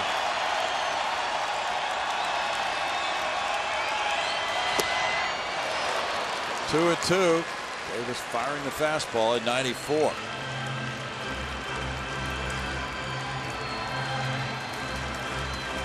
After that swing, it wouldn't be surprising to see him come back with that pitch and maybe try to locate it inside. Yeah, I'm just a little concerned with that front foot of George Springer. Breaking pitch in the dirt. Now 3 and 2 on each hitter in the inning. And you're right, Brian. He hasn't really shown good command of the off-speed pitch. Yeah, he got the first pitch of this at-bat called, but another 3-2 count because he's trying to bury that slider. Astro hitters laying off it, doing a great job to get back in these hitters' counts. We've seen a couple sliders to right-handed hitters, but I wonder if he's going to go with that confidence pitch that he knows he can throw for a strike. George Springer has good zone command. Now the runners go, and he fouls it back. Good swing. Went with just a straight heater. Will he do it again? It was a little elevated in the zone for me.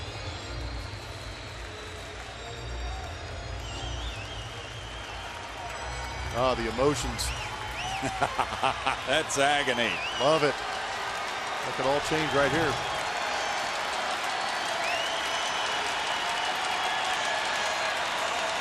Lorenzo Cain is in right center field. If Springer hits it in left center, Astros have a real chance to get Castro home. Just need to find a chunk of outfield grass. Marisnik's speed should score easy. 3-2 pitch. And that's strike 3 to end it. Springer taking the fastball, and Wade Davis comes up with a big pitch. Kansas City beating Houston 3-2 as Davis gets his third save, and the bullpen is airtight, although struggling through those last couple of innings, but not allowing a run.